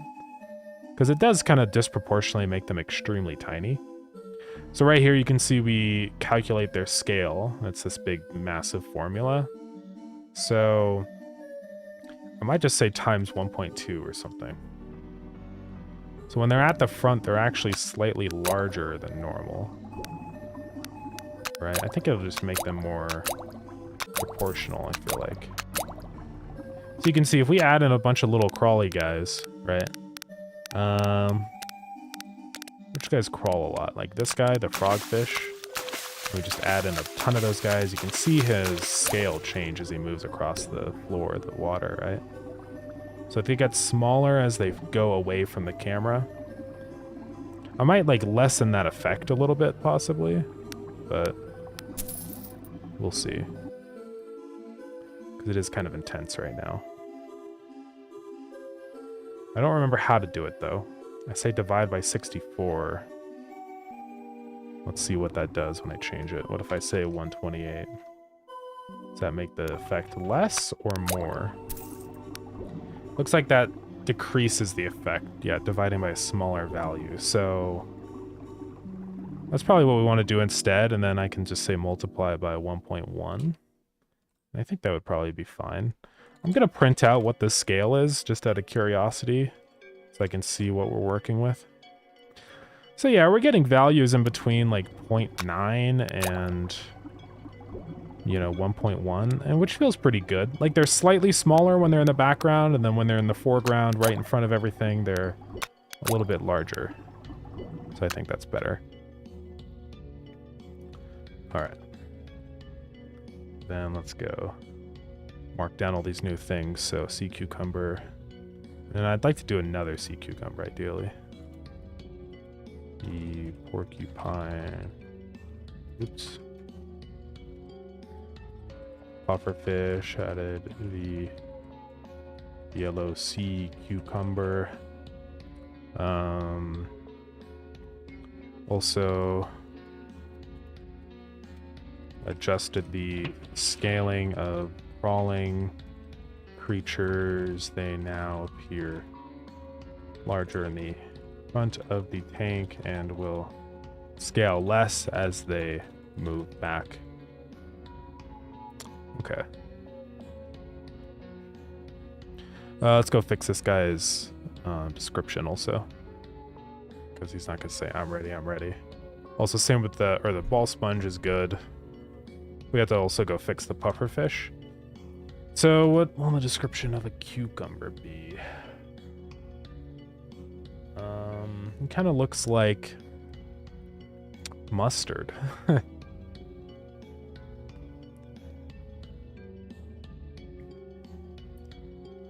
Yellow sea cucumber.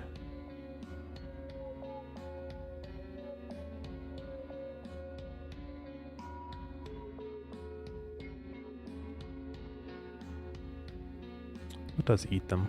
Crabs and many fish. Lots of things. What's their shtick? What are they all about?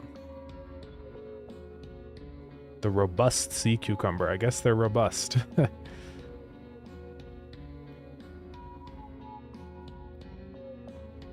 Has an endoskeleton. Okay. Oh, look at this one. They're so interesting.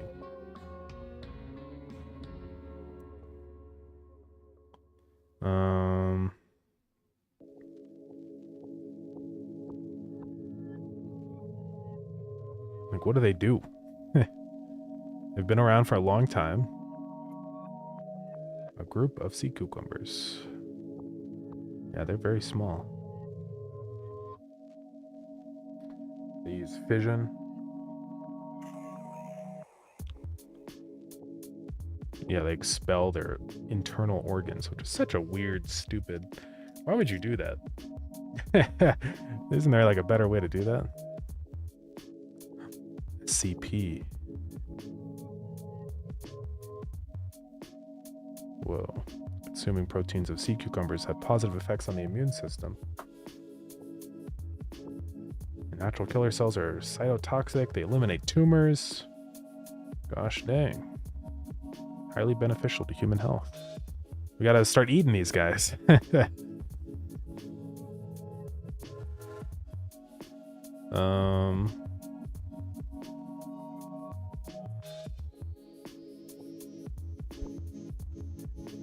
Well, he's small.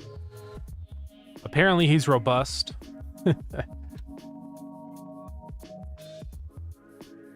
A robust little guy. Have I said little guy already anywhere? Nope, so we're good. Okay. Black sea urchin. Oh yeah, we did the one for the pufferfish, I forgot. Okay. All right. Pretty much right at the end of stream here. All these other ones, they're cool, but they're big. They're very big guys, and so they're gonna take me a long time to draw. I probably don't want to start drawing one of those guys right now, but we'll definitely get to those eventually. Though we do have a pretty decent selection now, I'd say, of fish for this region. Obviously, we're still not quite fully there yet. We've only got like 3 guys for normal fish, and then 4 for the pot fish. I'd like to hit like 5 each, you know? 5 catchable fish and 5 pot fish, but you know, we're getting there. I can fish now. I don't have any other researches. Let's catch one. Make sure it works. I do want to also work on more mini games at launch. There's a lot of things on my plate, but we're getting there. Whoa. I instantly got the... He's a big guy. Should be able to get some of the other ones. What was it? Pufferfish and the other one. Oh yeah, the clownfish. Let's get a clownfish. Whoa, what is going on down there? There we go. That's odd. So the red bar... Oh, I think I messed it up and broke the bar sprite. Okay. I gotta go fix that. It's annoying.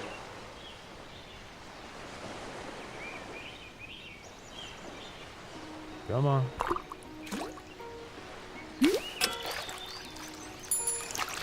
Oh, I was stupid.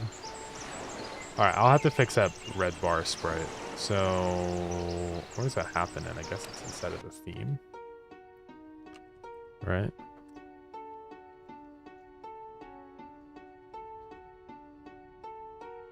Progress bar right here. So this one's normal. The texture margins are now set to 9 on all of those. So I need to go to progress bar red. And then on the fill, set these to 9 also. Yeah, because it just uses... I have modulate set. Okay. That fixes that. No big deal. I just changed the size of it. Okay. Well, I think we're at a good spot to end stream.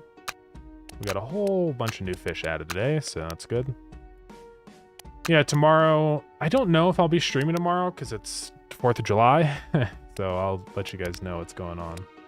I might not stream tomorrow. Because we're probably going to be grilling and stuff and having like a little party. But I'll let you guys know. But yeah, a bunch of new fish to catch and explore.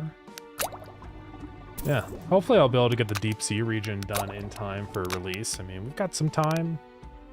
We'll be cutting it kind of close, but I still got to do all of the achievements and stuff, and that's going to be probably like a really time-consuming process, honestly. I might just try and aim for possibly fewer achievements, because 15 is a lot.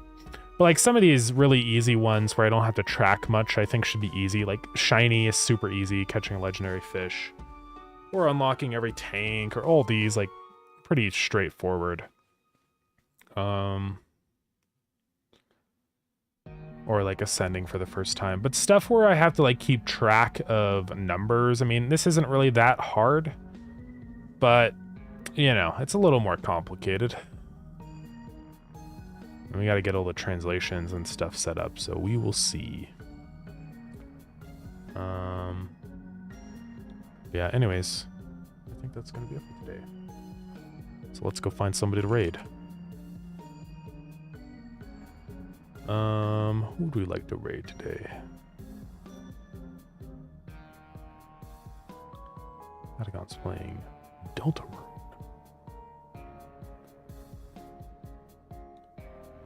Do we only have 4 people in stream? Oh. I guess I really fell off, guys. Or maybe people don't care about art. I don't know. Let's go raid Hyper Gamedev. Okay. I know, it's so sad.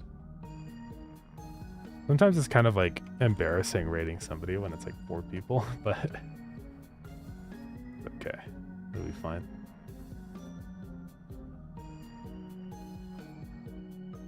Yeah, 4 people ready to raid. It's okay.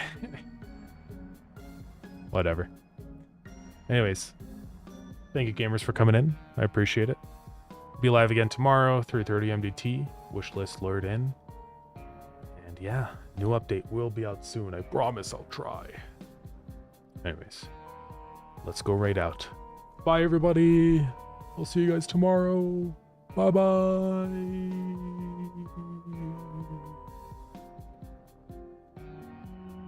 Basically, when